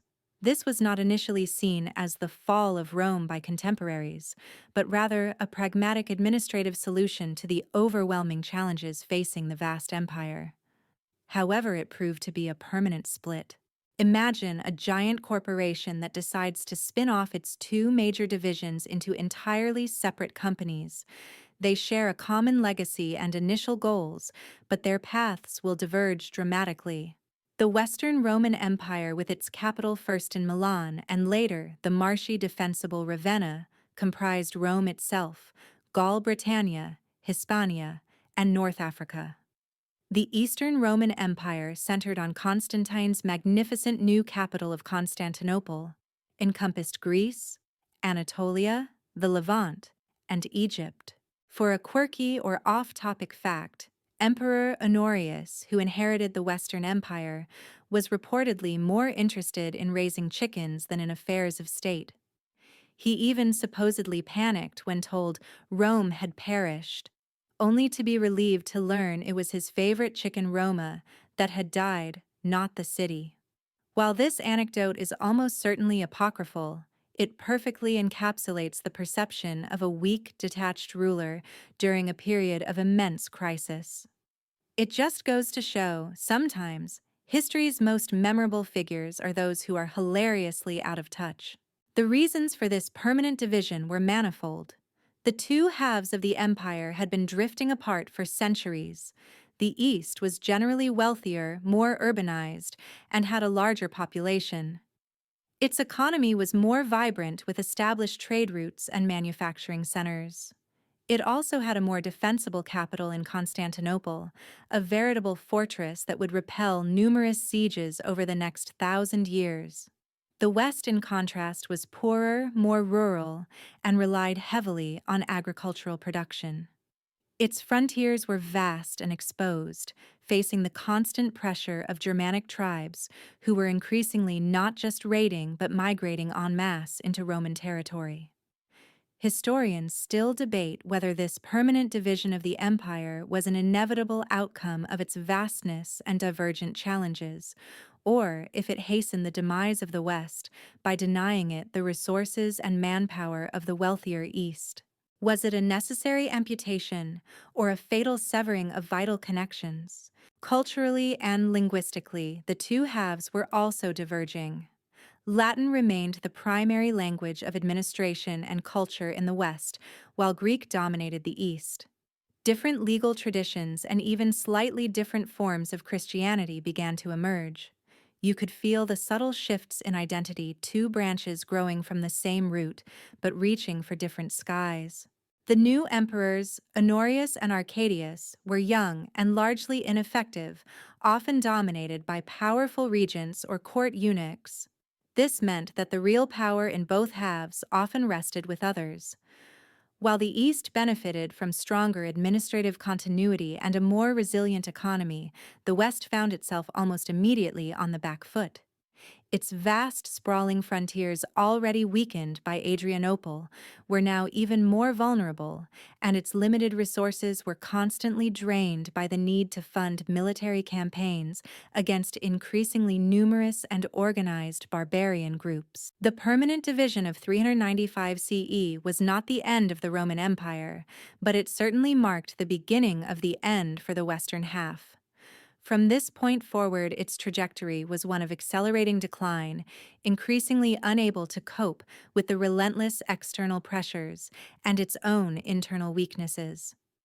The Eastern Roman Empire, which would later become known as the Byzantine Empire, would endure for another 1,000 years, a fascinating testament to its different strengths and circumstances. But for the West, the next few decades would bring events that would irrevocably alter its landscape, leading to the traditional fall that echoes through history. With the Roman Empire officially split in two, you could almost hear the two halves drifting further apart like continental plates separating. While the Eastern Roman Empire, centered in Constantinople, was comparatively prosperous and strategically sound, the Western Roman Empire, Israel, was already on life support, its prognosis grim. Its remaining decades would be a tragic, drawn-out struggle against overwhelming internal weaknesses and relentless external pressures. Imagine the Western Empire as a patient suffering from chronic compounding illnesses. Its economy was predominantly agricultural, less vibrant than the East's, and constantly disrupted by barbarian incursions and internal strife. Taxes were hard to collect from a dwindling and impoverished populace, leading to a perennial shortage of funds for its vast military. The administrative apparatus, while still theoretically functional, was increasingly strained and inefficient. The very idea of a strong central government seemed like a cruel joke to people living in ravaged provinces. An authoritative historical fact is that the Western Roman Empire's decline was significantly exacerbated by its reliance on a shrinking tax base and a corresponding inability to fund its military adequately.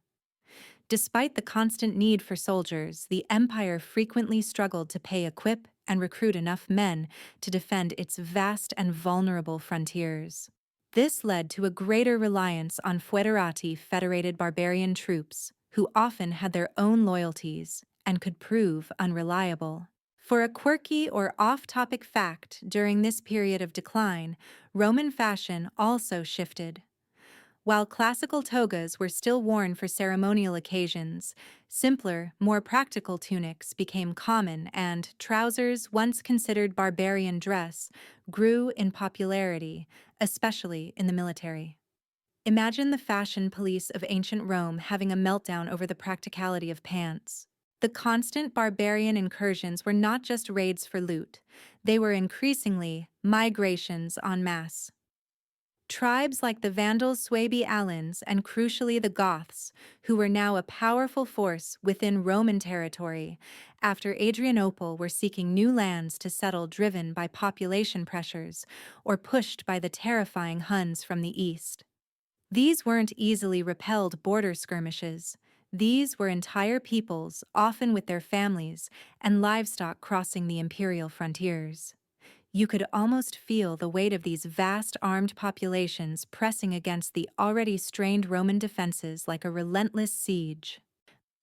The political instability that had plagued the 3rd century crisis, though temporarily quelled by Diocletian and Constantine, returned with a vengeance to the West. Emperors were often weak, short-lived, and manipulated by powerful generals, court officials, or barbarian warlords. The capital was moved from Rome to Milan then, to the easily defensible marshland city of Ravenna, a symbolic retreat from the traditional heart of the empire. This frequent shifting of power and location reflected a government constantly on the defensive, unable to project strong, consistent authority across its territories. Historians still debate whether the Western Empire's fatal flaw was its internal economic and political decay, or the overwhelming pressure from external barbarian migrations. Was it an inside job or an outside assault that ultimately doomed it? The major internal problem, distinct from the East, was the sheer vulnerability of its vast and diverse frontiers. The Rhine and Danube rivers, once formidable barriers, became porous membranes. Roman legions were stretched thin, trying to guard thousands of miles of border, often having to pull back from one threatened region to reinforce another, only for the first to be overrun. This constant juggling act was unsustainable, leading to increasing territorial losses. The cities of the West, unlike the flourishing urban centers of the East, were largely in decline. Trade diminished, infrastructure crumbled, and populations shrank. The once proud civic spirit eroded as people focused on sheer survival, often looking to local strongmen or powerful landowners for protection, rather than a distant, ineffective emperor. The glorious monuments of Rome itself, though still standing, were increasingly surrounded by a sense of decay and abandonment. The stage was set for a dramatic series of events that would see key Roman provinces fall to barbarian kingdoms, irrevocably altering the map of Western Europe. As the Western Roman Empire faltered, its once formidable legions were increasingly reliant on the brilliance of individual commanders, often men of barbarian descent themselves, who fought desperately to hold back the tide. You could almost feel the weight of a dying empire resting on the shoulders of these few truly capable generals who, despite their origins, often displayed a profound loyalty to Rome. One such figure was Stilicho, arguably the last great Roman general of the West. Imagine Stilicho, a Vandal by birth, but raised and educated as a Roman, a man of immense military talent and political acumen. He rose through the ranks during the late 4th century, eventually becoming the Magister Militum, master of soldiers and regent for the young Western Emperor Honorius, after Theodosius I's death in 395 CE. You can picture him, a powerful, imposing figure navigating the treacherous waters of the imperial court while simultaneously fighting for the very survival of the empire on multiple fronts. He was the ultimate behind-the-scenes strongman holding together a fragile state. An authoritative historical fact is that Stilicho successfully defended Italy from multiple major barbarian invasions, including those by the Visigoths under Alaric and the Ostrogoths under Radagaisus, securing crucial, albeit temporary, victories that bought the Western Empire valuable time. His military genius was undeniable, buying Rome a stay of execution when many thought its end was nigh. He repeatedly mustered what few forces the empire could still afford and deployed them with skill, saving Rome from immediate catastrophe time and again. For a quirky or off-topic fact, Stilicho solidified his ties to the imperial family by marrying Serena, the niece and adopted daughter of Emperor Theodosius I. This political marriage gave him immense prestige and a legitimate claim to influence, making him arguably the most powerful man in the West. Imagine having to marry into a royal family just to get your job done. Certainly makes office politics a bit more complicated, doesn't it? Despite his successes, Stilicho faced immense challenges. He constantly had to contend with the limited resources of the Western Empire, the unreliable nature of the imperial court, especially the weak-willed Honorius, and the endemic suspicion of his barbarian heritage among the Roman aristocracy. Many Roman senators, clinging to outdated notions of purity and fearing his power, resented a Vandal holding such a high position. Historians still debate whether Stilicho's barbarian origins ultimately doomed him due to Roman xenophobia, or if his political maneuvering and perceived ambition contributed to his downfall, regardless of his heritage. Was he a victim of prejudice, or his own reach for power? His greatest triumphs came against the Visigoths, under their ambitious leader, Alaric. Alaric, a brilliant commander himself, repeatedly led his people into Italy seeking land and provisions. Stilicho famously defeated Alaric at Pollentia, 402 CE, and Verona, 403 CE, forcing the Visigoths to withdraw. These victories were celebrated as grand Roman triumphs, providing a much-needed boost to imperial morale. You could almost hear the cheers in Rome, a brief respite from the constant dread. However, the strain of constant warfare was immense. In 406 CE, a massive confederation of Vandals, Alans, and Suebi crossed the frozen Rhine River, overwhelming Roman defenses and pouring into Gaul. Stilicho was stretched thin, unable to be everywhere at once. This breach of the Rhine frontier was a truly catastrophic event, signaling the beginning of the end for Roman control over large parts of Gaul. Despite these overwhelming odds, Stilicho continued to fight. Yet his political enemies at court, fueled by jealousy and xenophobia, conspired against him. They convinced Emperor Honorius that Stilicho was secretly plotting with Alaric or seeking to usurp the throne. In 408 CE, Stilicho was arrested and executed on Honorius's orders. It was a monumental blunder, a self-inflicted wound that removed the one man most capable of defending the Western Empire. You can practically feel the despair, the sense of inevitable doom settling over the empire as its last great defender was unjustly removed. His death left the Western Roman Empire virtually defenseless, opening the gates for the most humiliating event in centuries, the sack of the Eternal City itself. The execution of Stilicho, the last effective defender of the Western Roman Empire, was an act of inexplicable self-sabotage. You could almost hear the collective gasp of disbelief, followed by a profound, chilling silence across the Western provinces. With their most capable general removed by their own emperor's paranoid folly, the gates were now wide open for the inevitable. And inevitable came in the form of Alaric and his Visigoths. Imagine Alaric, the ambitious Visigothic king, who had been repeatedly thwarted by Stilicho, now seeing his moment. With no major Roman general to oppose him, he marched his entire people, men, women, and children, along with their warriors, directly into the heart of Italy. Their goal wasn't necessarily to destroy Rome, but to secure land provisions and a formal treaty that would recognize their place within the empire. They just wanted a nice, safe place to settle down, perhaps with good schools and a sensible property tax. An authoritative historical fact is that on August 24, 410, CE Alaric and his Visigoths sacked the city of Rome.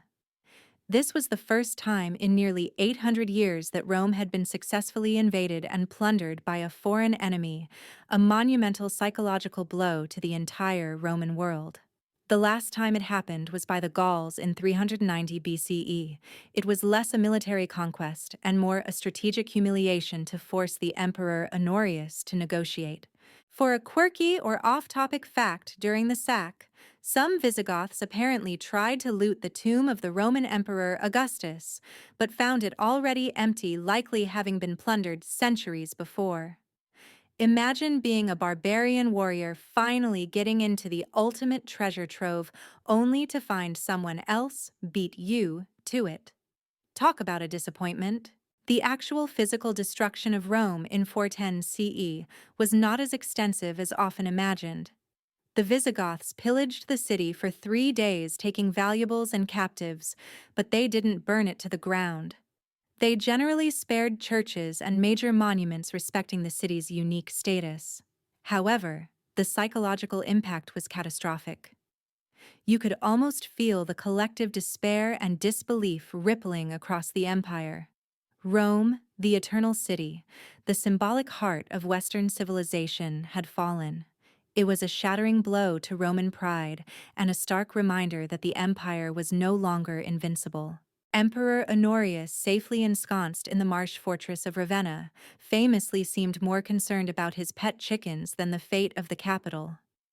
According to the anecdote, when told that Rome had perished, he reportedly panicked, thinking his favorite chicken Roma had died. When he learned it was the city, he supposedly breathed a sigh of relief. While likely apocryphal, this story perfectly captures the perceived detachment and incompetence of the Western Roman emperors during this critical period. Historians still debate whether the sack of Rome was a symptom of the Western Empire's decline or a significant accelerant that pushed it further towards collapse by demoralizing its populace and showcasing its vulnerability. Was it the disease itself, or a very prominent symptom? The sack sent shockwaves throughout the Roman world and beyond. In the East, it was met with dismay, but Constantinople remained secure. In the West, it led to a surge of theological debate, with figures like St. Augustine writing City of God to explain why a Christian Rome could still fall. The immediate effect on the Western Empire was further destabilization. The Visigoths, after sacking Rome, continued their wandering, eventually moving into Gaul and then settling in Hispania, modern-day Spain, where they established one of the first major barbarian kingdoms within former Roman territory. The event demonstrated to everyone that the central Roman government was increasingly powerless to defend its own heartland. The legions were too few, too scattered, and often too busy fighting each other to offer effective resistance. The vast and intricate network of Roman roads, once pathways for legions and trade, now served as superhighways for invaders. The 410 CE sack of Rome wasn't the definitive fall of the Western Roman Empire that would come later, but it was a profoundly symbolic moment, a stark, undeniable signal that the empire was teetering on the edge of the abyss, its once mighty edifice crumbling stone by painful stone. The sack of Rome in 410 CE was a trauma, a visceral reminder of the Western Empire's fragility. You could almost feel the tremors of fear spreading across its remaining provinces as the idea of an inviolable Rome crumbled. But Alaric's Visigoths weren't the only or even the most destructive barbarian force on the move. Another, perhaps even more opportunistic group was about to make their mark on Roman territory, the Vandals. Imagine a restless, ambitious Germanic tribe driven by a thirst for land and loot, pushing ever westward. The Vandals, along with their allies the Suebi and Alans, had already breached the Rhine frontier in 406 CE, pouring into Gaul and leaving a trail of destruction.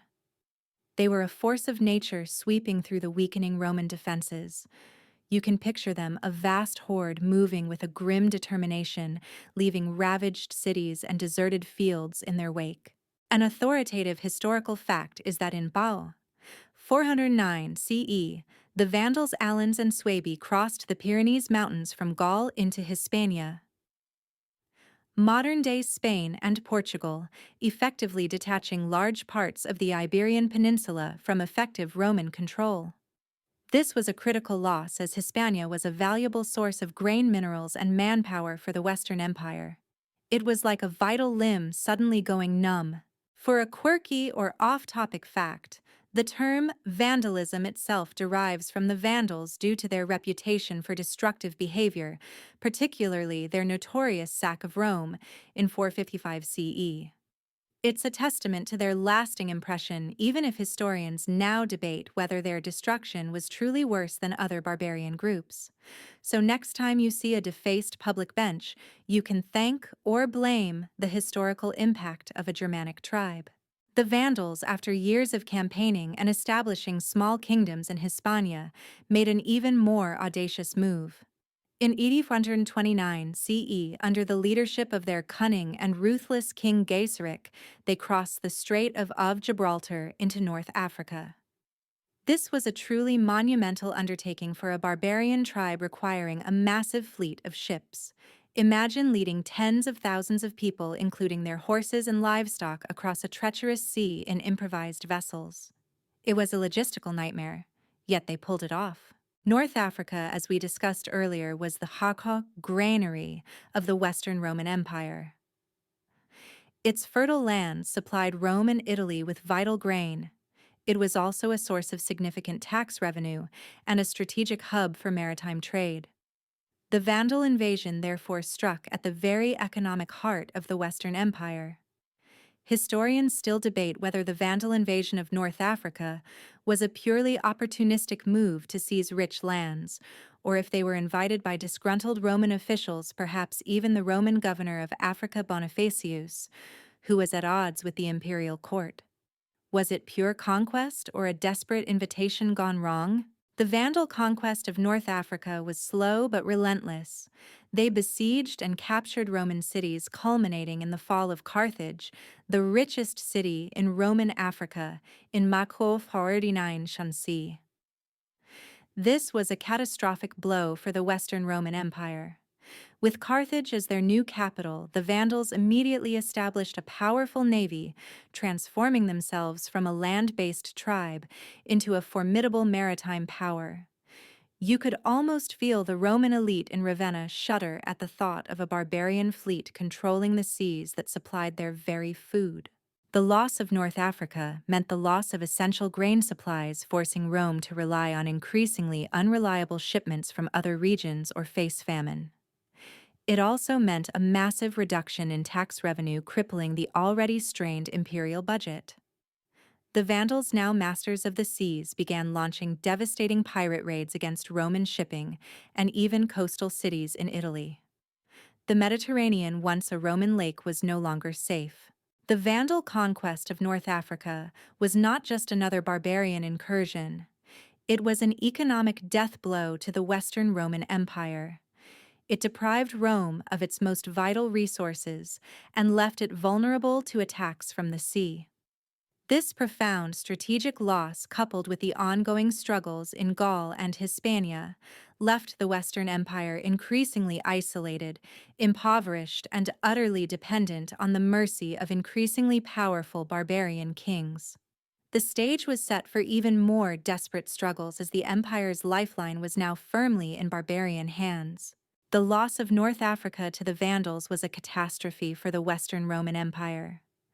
You could almost feel the hunger pangs in Rome itself, as vital grain shipments from its former granary became unreliable or stopped altogether. This wasn't just a territorial loss, it was an economic amputation crippling the empire's ability to feed its people and fund its military. Imagine the bustling docks of Ostia, Rome's port, now eerily quiet, the grain ships from Carthage, conspicuously absent. The citizens of Rome, accustomed to a steady supply of cheap food, now faced scarcity and soaring prices. This led to widespread discontent, unrest, and further depopulation of the great city. The imperial court in Ravenna, already struggling with limited resources, suddenly found itself cut off from its most vital revenue stream. It was like suddenly losing your biggest client and your main factory all at once. An authoritative historical fact is that the loss of North Africa to the Vandals in 439 CE deprived the Western Roman Empire of its richest provinces, its primary source of grain, especially for the city of Rome, and a substantial portion of its tax revenue. This economic blow severely weakened the empire's ability to maintain its army and exert control over its remaining territories, fundamentally undermining its strategic viability. For a quirky or off-topic fact, the Vandals, despite their later reputation, actually adopted some aspects of Roman culture and administration in North Africa, including using Roman legal traditions. Imagine a barbarian king sitting in a Roman villa, trying to figure out the complexities of Roman property law. It just goes to show even conquerors sometimes appreciate a good system. The Vandal kingdom in North Africa under King Gaiseric became a formidable independent power. With their capital at Carthage, they built a powerful navy and became masters of the Western Mediterranean. They launched devastating pirate raids that harassed Roman shipping, plundered coastal cities, and even led to a notorious sack of Rome itself in 455 C, which was arguably more thorough and destructive than Alaric's sack in 410 CE. You could practically hear the cries of despair as Vandal ships laden with loot and captives sailed back to Carthage, leaving Rome further impoverished. The economic and strategic impact was profound. Without the grain and taxes from North Africa, the Western Roman Empire was forced to rely on what little revenue it could extract from its remaining, often war-torn European provinces. This meant smaller armies, less funding for infrastructure, and an increasing inability to respond effectively to the myriad threats on its frontiers. The vicious cycle of decline accelerated. Less money meant weaker armies, which meant more territorial losses, which meant even less money. Historians still debate whether the loss of North Africa was the single most decisive factor in the fall of the Western Roman Empire, or if it was merely one of many converging crises. Was it the straw that broke the camel's back, or just another heavy load? The Western Empire also lost a crucial source of experienced troops from North Africa. While some Roman generals continued to fight valiantly, they were perpetually hampered by a lack of resources and manpower. The empire was constantly forced to make impossible choices: defend Gaul or Italy, repel the Goths or the Vandals. It was a game of whack-a-mole, but with fewer mallets and an ever-growing number of moles. Meanwhile, the Eastern Roman Empire, or Byzantium, largely escaped the Vandal threat to its grain supplies, while they too faced challenges: their control over Egypt and Anatolia. Asia Minor provided them with secure agricultural bases and a more robust economy, allowing them to ride out the storm that was drowning the West. This further cemented the divergence between the two halves of the Roman world, with the East looking on with a mixture of sympathy and growing exasperation at the West's prolonged agony. The loss of North Africa to the Vandals sealed the Western Roman Empire's fate as a truly imperial power. It was stripped of its economic lifeline, left vulnerable at sea, and increasingly unable to defend itself. This set the stage for the dramatic final acts of the Western Empire, where emperors became little more than puppets of barbarian warlords, and the remaining Roman territories slowly but surely fragmented into independent barbarian kingdoms. The once mighty empire was now a shadow of its former self, a mere ghost of its past glory waiting for the final curtain call. The collapse of the Western Roman Empire wasn't a sudden cataclysmic event, but rather a slow, grinding process, much like a grand old building succumbing brick by brick to the forces of nature.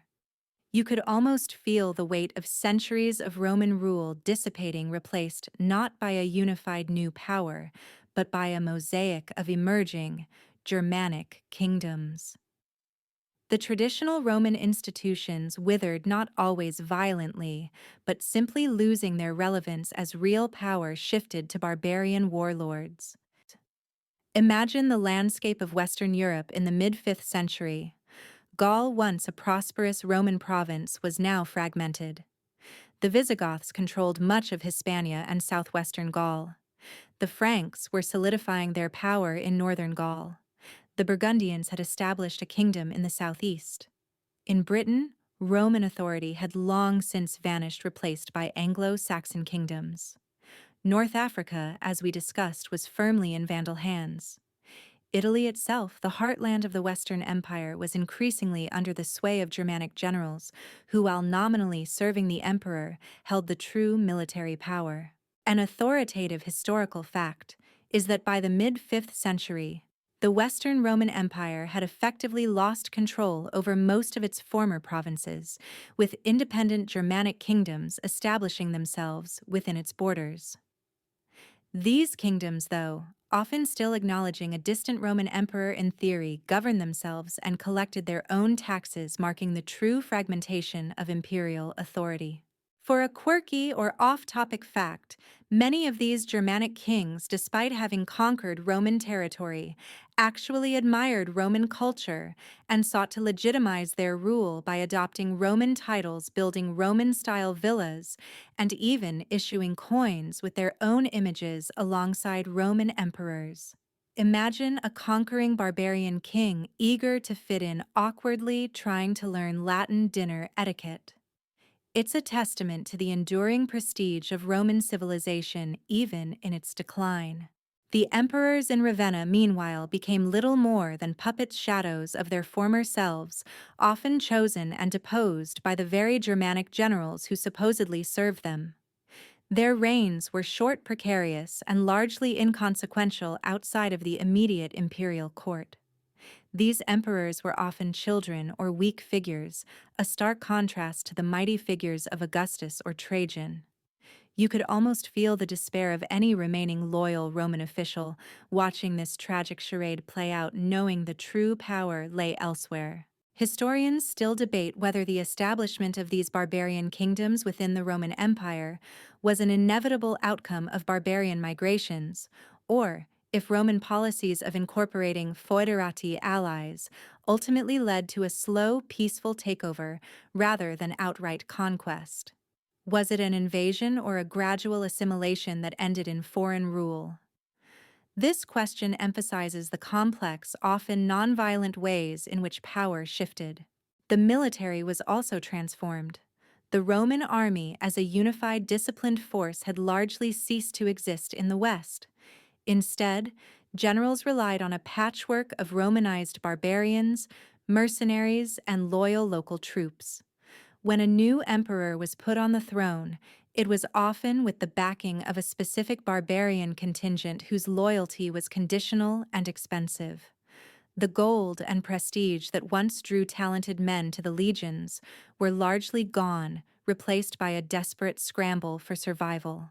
The year 476 CE often looms large in historical narratives as the fall of the Western Roman Empire. But in reality, it was simply the final symbolic step in a process that had been unfolding for decades. The empire wasn't so much conquered as it simply faded away, its institutions and authority slowly dissolving. The event itself, while significant, was arguably anticlimactic after decades of constant turmoil. Imagine the scene in Ravenna, the marshy capital. The last few Western Roman emperors were frankly forgettable. Their names barely echo in history, overshadowed by the barbarian warlords who truly pulled the strings. The end came not with a bang but with a quiet, almost dismissive gesture. This final symbolic act, which we'll delve into next, simply formalized a reality that had long been apparent across Western Europe. The Roman Empire, in its traditional form, was no more. The future belonged to the new kings of the fragmented West. The long, agonizing decline of the Western Roman Empire didn't end with a sudden cataclysmic explosion, but rather with a quiet, almost understated whimper. You could almost feel the final breath leaving the ancient body, not in a dramatic collapse, but in a gradual fading away, leaving behind a profoundly altered landscape. The year 476 CE, often cited as the official fall, was more a symbolic culmination of a process that had been unfolding for decades, even centuries. Imagine the scene in Ravenna, the last effective capital of the Western Empire. The Roman emperor at this precise moment was a young boy named Romulus Augustulus. His very name, a cruel twist of historical irony, combined the founder of Rome, Romulus, with its first emperor, Augustus, but diminished by the diminutive suffix ulus, meaning little. He was a puppet emperor placed on the throne by his father Orestes, a powerful Roman general of barbarian descent. He was in essence a footnote to history, a child playing dress-up in imperial robes, while the real power lay elsewhere. An authoritative historical fact is that on September 4th, 476 CE, the Germanic chieftain Odoacer deposed Romulus Augustulus, sending the imperial regalia to the Eastern Roman Emperor Zeno in Constantinople, and effectively ending the line of Western Roman emperors. Odoacer chose not to take the title of emperor himself, but instead governed Italy as a king under the nominal authority of the Eastern emperor. This act formalized the reality that had long existed: there was no longer an independent Western Roman emperor. For a quirky or off-topic fact, Romulus Augustulus was spared his life and given a pension, allowed to retire to a villa in Campania. Imagine being the emperor whose very existence marks the fall of one of the greatest empires, only to be sent off with a severance package and told to enjoy your retirement. It's an unexpectedly gentle ending for such a momentous historical figure. Odoacer's act was not seen by contemporaries as the fall of Rome. The Eastern Roman Empire Byzantium continued to thrive, and many still believed in the overarching idea of a single Roman Empire, now simply governed from the East. Odoacer himself ruled in a Romanized fashion, respecting Roman law and administration. However, the symbolic weight of the event cannot be overstated. It marked the point when there was no longer a figure in the West bearing the imperial title, signaling the end of an era. Historians still debate whether 476 CE truly represents the fall of the Western Roman Empire, arguing instead for earlier dates like the sack of Rome in 410 CE, or a more gradual transformation that didn't have a single definitive endpoint. Was it a dramatic finish or just a formal acknowledgement of a long-running play? The immediate aftermath in Western Europe was not one of sudden collapse into a dark age. Instead, the landscape was already a patchwork of Germanic kingdoms, each governing its own territory, often maintaining Roman law infrastructure, and even language. Latin continued to evolve into the Romance languages. The Visigoths were in Spain and parts of Gaul. The Franks were in northern Gaul, the Burgundians in southeastern Gaul, and the Vandals controlled North Africa. These new Germanic rulers often sought legitimacy by adopting Roman titles and forming alliances with the local Romanized populations.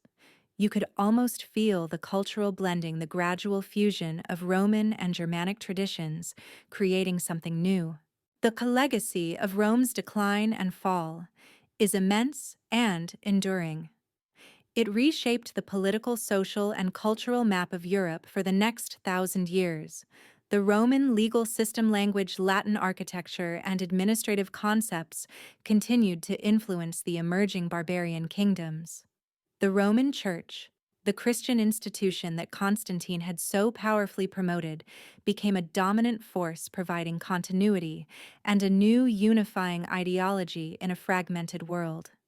It was a testament to the enduring power of ideas and institutions even when empires crumble. The fall of the Western Roman Empire was a complex process, not a singular event. It was caused by a confluence of factors: military overstretch, political instability, economic crises, demographic decline, barbarian migrations, and, perhaps, even a loss of civic virtue. The once mighty empire fragmented into smaller, more localized polities, each wrestling with its own challenges. Yet the idea of Rome, its glory and its grandeur, continued to inspire rulers and thinkers for centuries, proving that sometimes, even in death, an empire can cast the longest shadow. The final whisper of the Western Roman Empire in 476 CE concludes a saga not of sudden collapse, but of a profound, centuries-long transformation.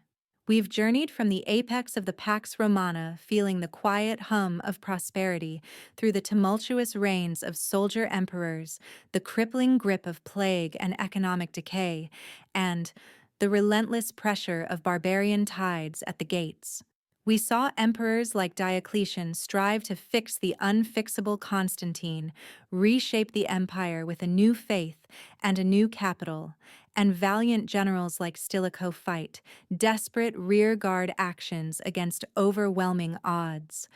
The sack of Rome itself, not once but twice, was a visceral reminder of lost invincibility, leading to the gradual establishment of barbarian kingdoms across a fragmented Western Europe. The empire didn't simply fall, it evolved its institutions, dissolving its people, adapting, and its rich legacy scattering like seeds across a continent, ultimately shaping the medieval world. The story of Rome reminds us that even the mightiest civilizations are impermanent, their grandeur a fleeting moment, yet their influence can echo through millennia. Good night.